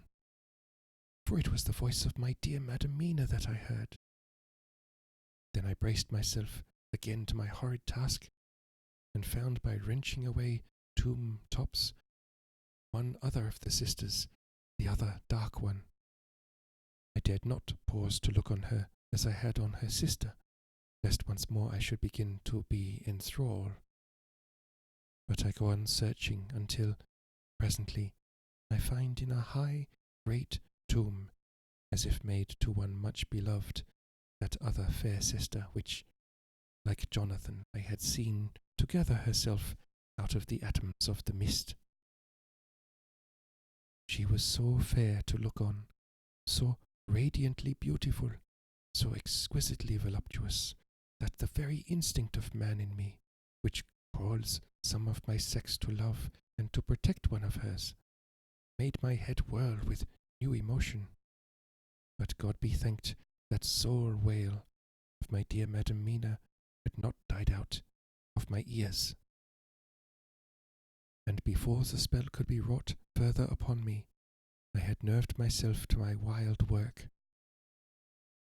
By this time I had searched all the tombs in the chapel, so far as I could tell, and as there had been only 3 of these undead phantoms around us in the night, I took it that there were no more of active undead existent. There was one great tomb, more lordly than all the rest. Huge it was, and nobly proportioned. On it was but one word: Dracula. This then was the undead home of the king vampire, to whom so many more were due. Its emptiness spoke eloquent to make certain what I knew.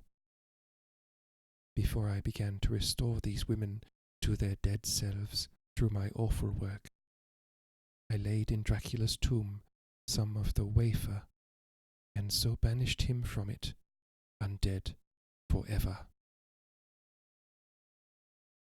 Then began my terrible task, and I dreaded it. Had it been but one, it had been easy, comparative, but 3! To begin twice more after I had been through a deed of horror. For it was terrible with the sweet Miss Lucy. What would it not be with these strange ones who had survived through centuries, and who had been strengthened by the passing of the years, who would, if they could, have fought for their foul lives? Oh, my friend John, but it was butcher work. Had I not been nerved by thoughts of other dead, and of the other living, over whom hung such a pall of fear, I could not have gone on. I tremble and tremble even yet, though till all was over, God be thanked, my nerve did stand. Had I not seen the repose in the first place, and the gladness that stole over it just ere the final dissolution came, as realization that the soul had been won, I could not have gone further with my butchery. I could not have endured the horrid screeching as the stake drove home, the plunging of writhing form and lips of bloody foam. I should have fled in terror and left my work undone. But it is over. And the poor souls, I can pity them now, and weep as I think of them placid in each her full sleep of death, for a short moment ere fading. For friend John hardly had my knife severed the head of each, before the whole body began to melt away, and crumble into its native dust, as though the death that should have come centuries ago had at last assert himself and say at once and loud, I am here. Before I left the castle, I so fixed its entrances that nevermore can count enter there undead.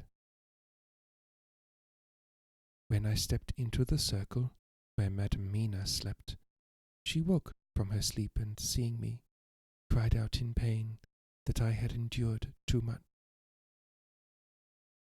Come, she said, come away from this awful place. Let us go to meet my husband, who is, I know, coming towards us.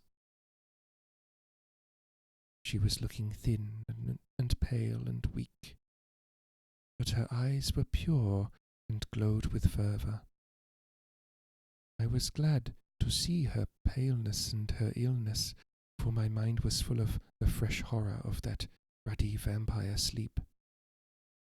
And so, with trust and hope, and yet full of fear, we go eastward to meet our friends, and him whom Madam Mina tell me that she know are coming to meet us. Mina Harker's journal.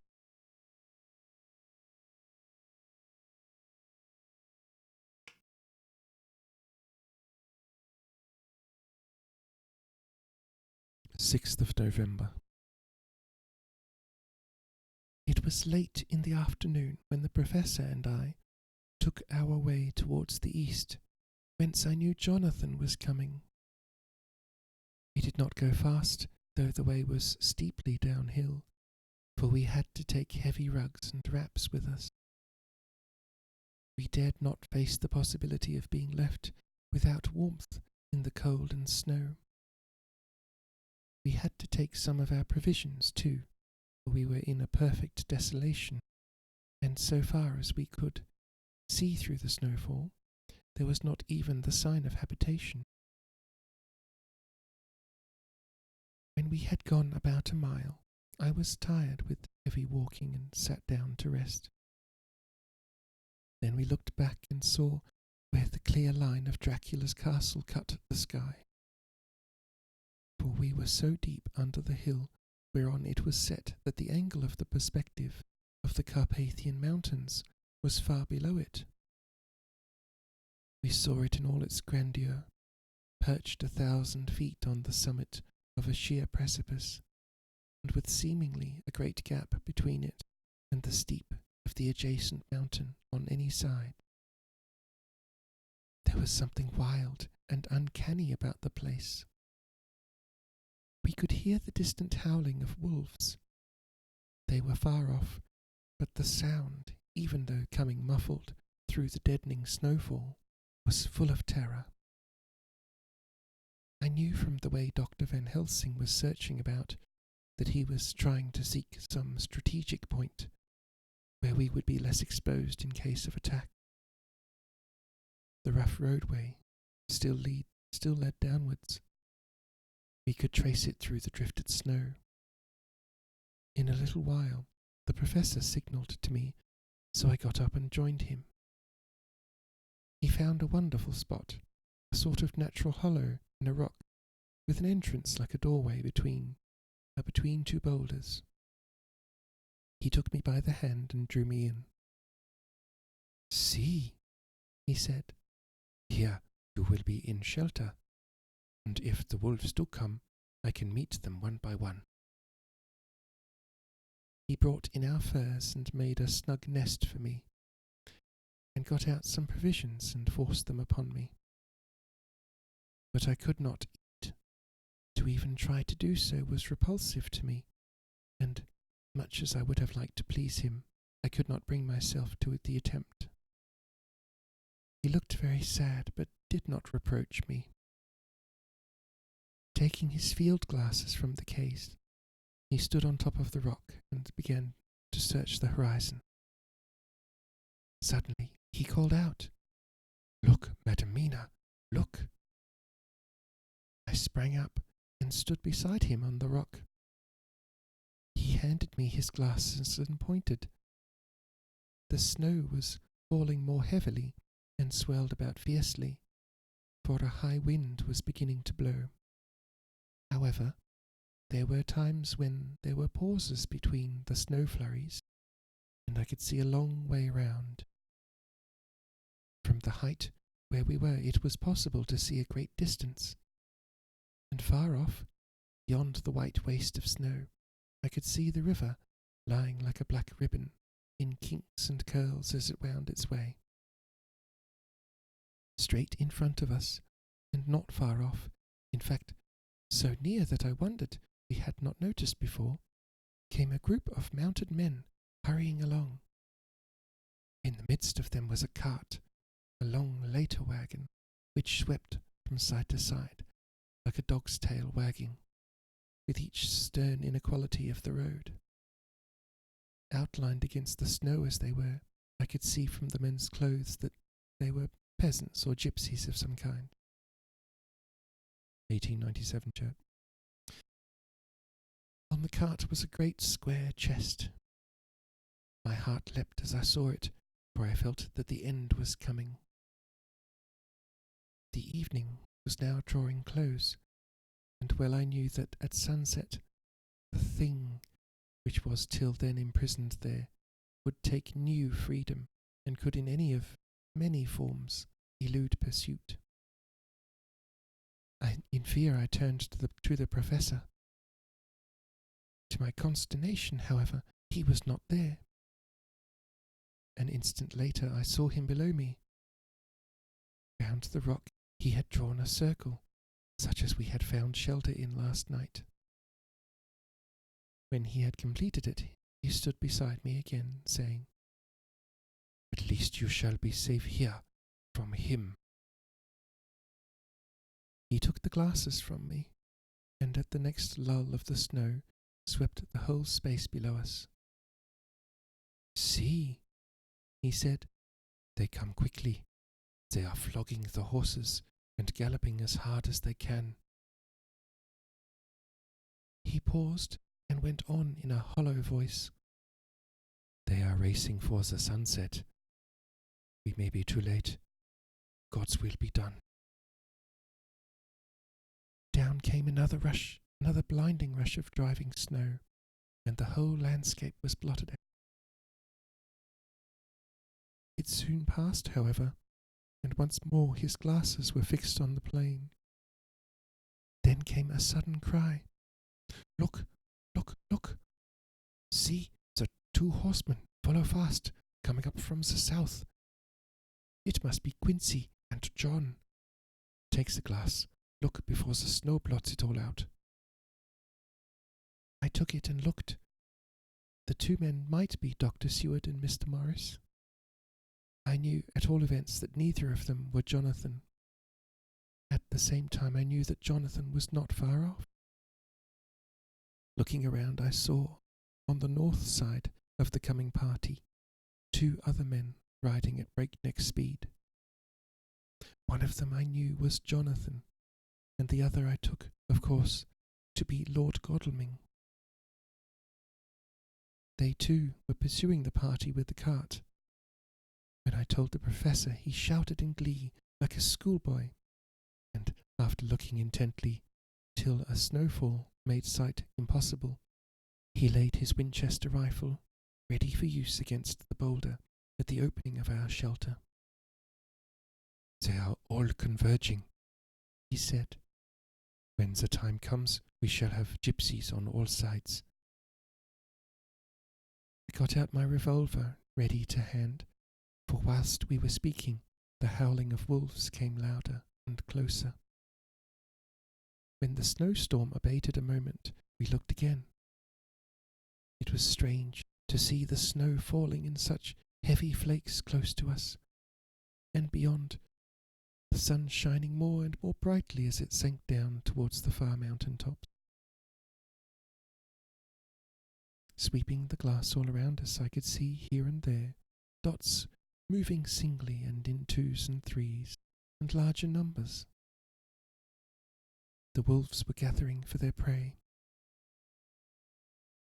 Every instant seemed an age whilst we waited.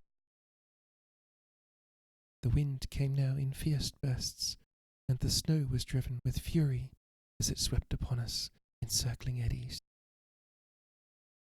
At times we could not see an arm's length before us, but at others, as the hollow surrounding wind swept by us, it seemed to clear the airspace around us so that we could see afar off.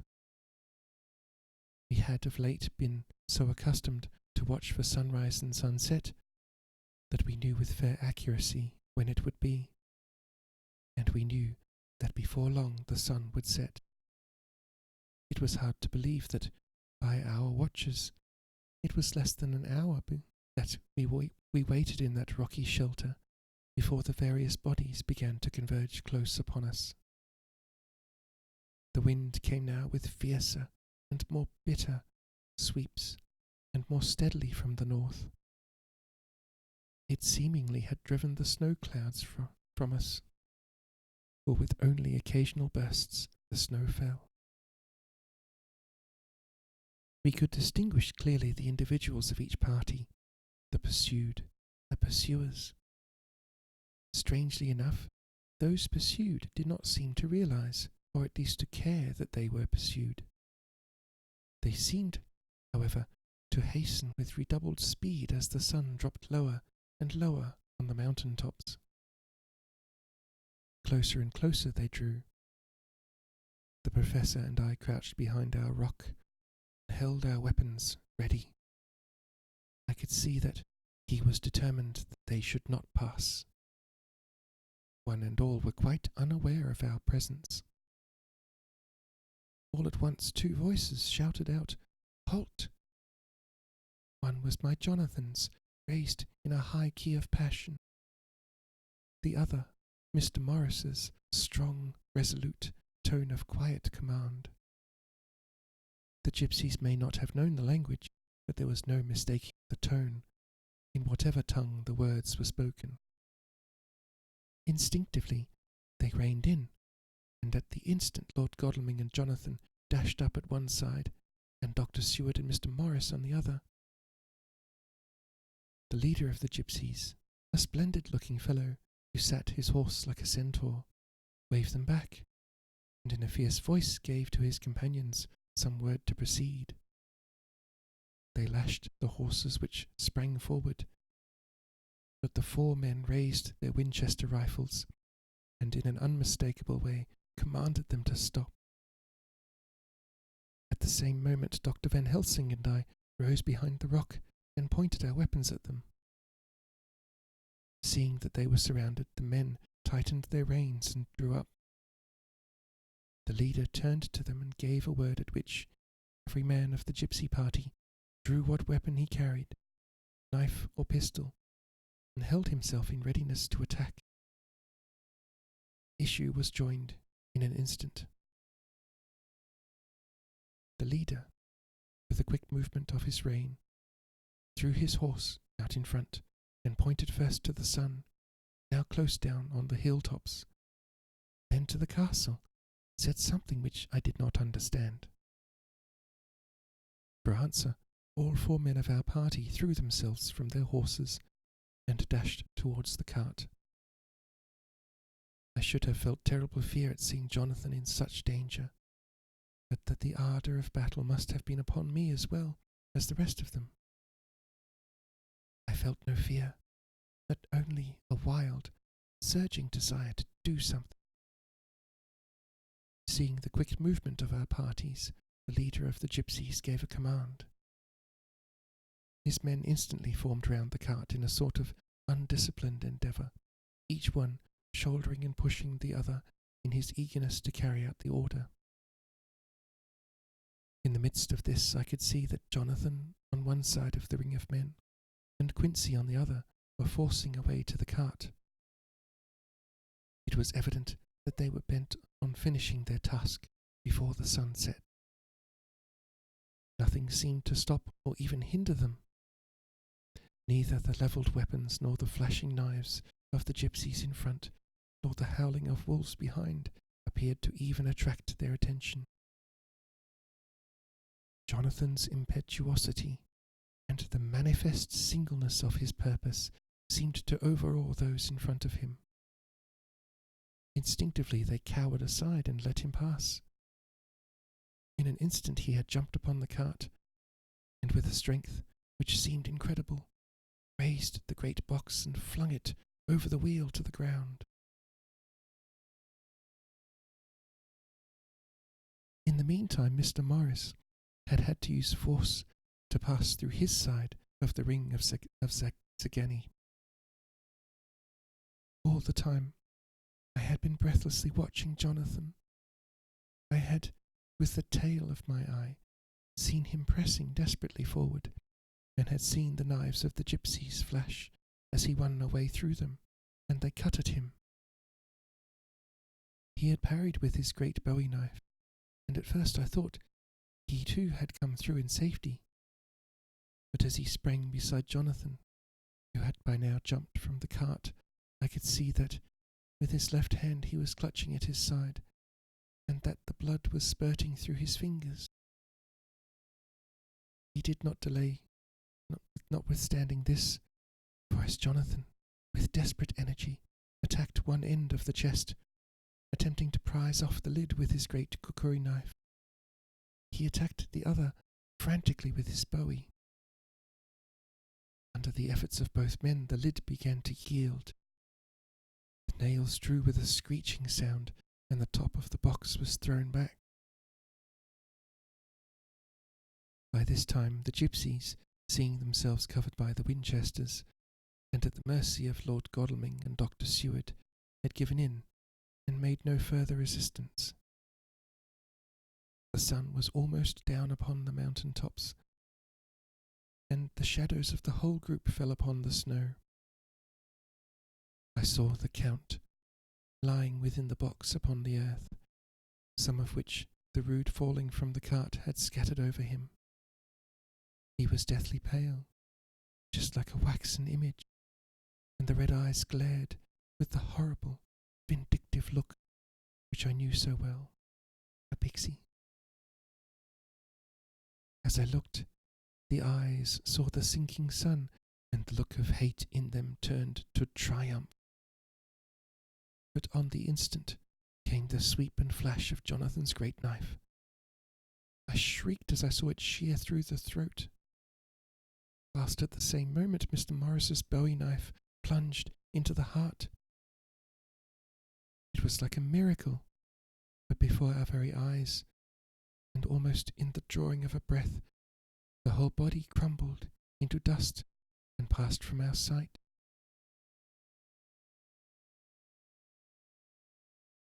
I shall be glad as long as I live that even in the moment of final dissolution there was in the face a look of peace, such as I never could have imagined might have rested there. The castle of Dracula now stood out against the red sky, and every stone of its broken battlements was articulated against the light of the setting sun. The gypsies, taking us as in some way the cause of the extraordinary disappearance of the dead man, turned without a word and rode away as if for their lives. Those who were unmounted jumped upon the lighter wagon and shouted to the horsemen not to desert them. The wolves, which had withdrawn to a safe distance, followed in their wake, leaving us alone. Mr. Morris, who had sunk to the ground, leaned on his elbow, holding his hand pressed to his side. The blood still gushed through his fingers. I flew to him, for the holy circle did not now keep me back. So did the 2 doctors. Jonathan knelt behind him, and the wounded man laid back his head on his shoulder. With a sigh he took, with a feeble effort, my hand in that of his own, which was unstained. He must have seen the anguish of my heart in my face, for he smiled at me and said, "I'm only too happy to have been of service." Oh God! He cried suddenly, struggling to a sitting posture and pointing to me. It was worth for this to die. Look, look. The sun was now right down upon the mountain top, and the red gleams fell upon my face, so that it was bathed in rosy light.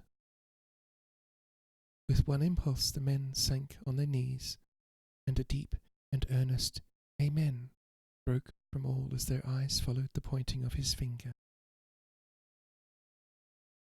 The dying man spoke. Now God be thanked that all has not been in vain. See, the snow is not more stainless than her forehead. The curse has passed away.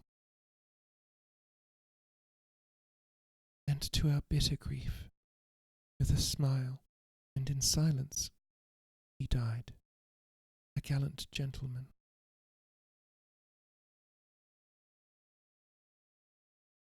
Note: 7 years ago we all went through the flames, and the happiness of some of us since then is, we think, well worth the pain we endured. Oh, it's Jonathan.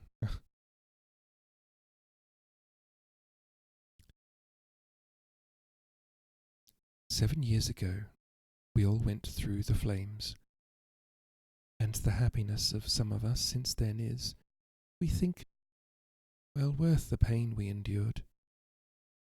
It is an added joy to Mina and to me that our boy's birthday is the same day as that on which Quincy Morris died.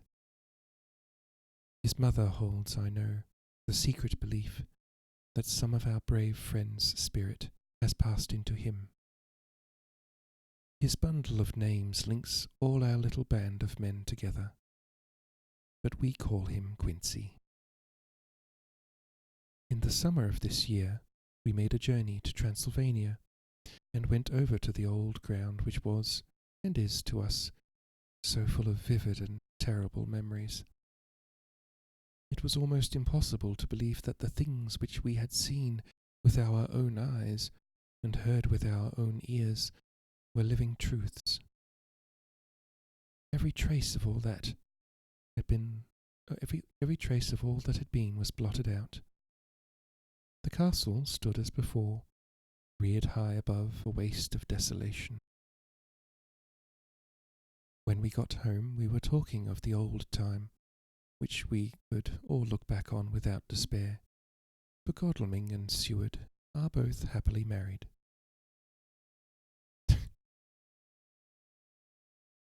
I took the papers from the safe, where they had been ever since our return so long ago. We were struck with the fact that in all the mass of material of which the record is composed, there is hardly one authentic document. Nothing but a mass of typewriting, except the later notebooks of Mina and Seward, and myself, and Van Helsing's memorandum. We could hardly ask anyone, even did we wish to accept these as proofs of so wild a story. Van Helsing summed it all up as he said, with our boy on his knee, "We want no proofs, We ask none to believe us. This boy will some day know what a brave and gallant woman his mother is. Already he knows her sweetness and loving care. Later on he will understand how some men so loved her that they did dare much for her sake. Jonathan Harker.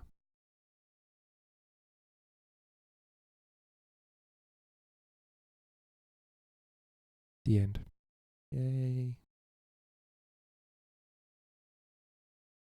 That was Dracula.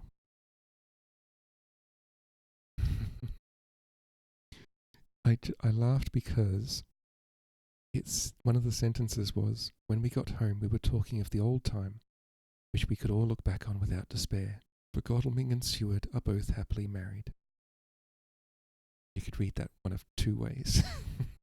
It kind of sounds like they both got married to each other.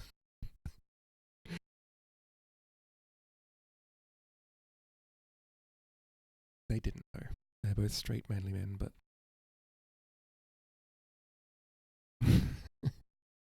it's just funny, the implication. So yes, that was Dracula by Bram Stoker.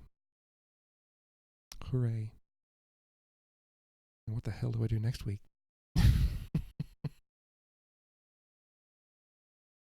Should I faff around until Christmas and then read Christmas stories? Well, I've got a week to decide, I guess.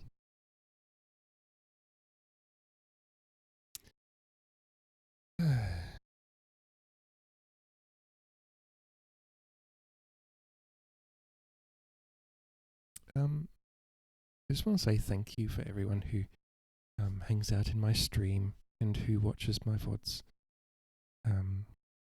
It's nice knowing that people are listening, and it was kind of funny to me that one of the other people that read on Twitch, one of the very few people that read on Twitch, also happens to be reading Dracula.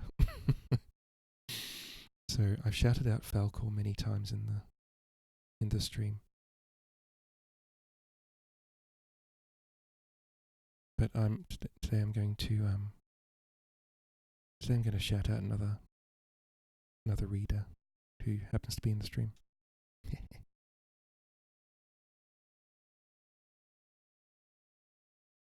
Glory to you and your house.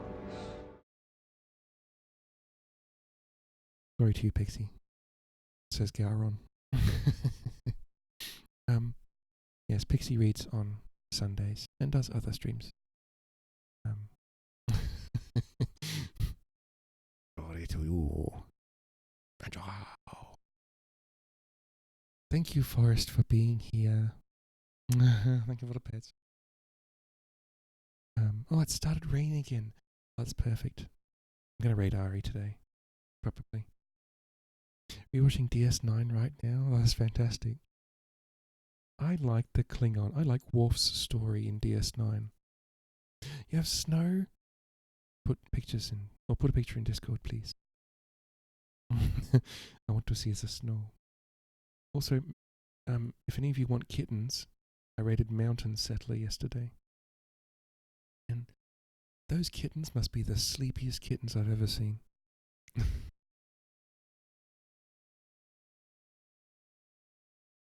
We're going to raid my good friend Ari.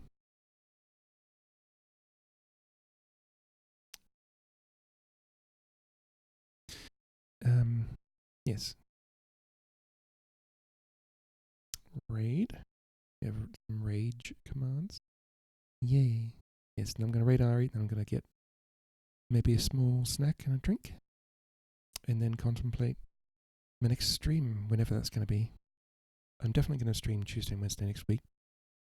And I always say maybe another time, but I don't know. Brain is weird. Also, I kind of I'm kind of anxious to do something different on stream because reading's such a comforting thing. I know how to do it. So maybe I could get out the paints or just maybe play a game. You'd watch me get frustrated at Noita. It'll basically be the same as this, me talking while I'm going, fuck that,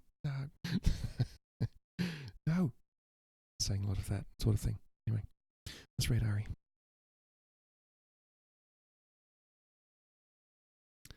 Okay, thank you for being here, friends. I will see you next week, if not before, next Tuesday. Please join the raid for Ari, and if you don't want, that's fine. Oh, Ari's having a Tangier party.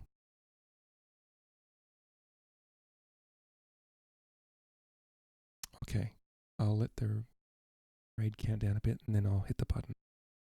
Okay, we're gonna go. Alright, everyone. See you over at Ari's. Bye, friends. Thank you for being here and finishing Dracula with me. Bye.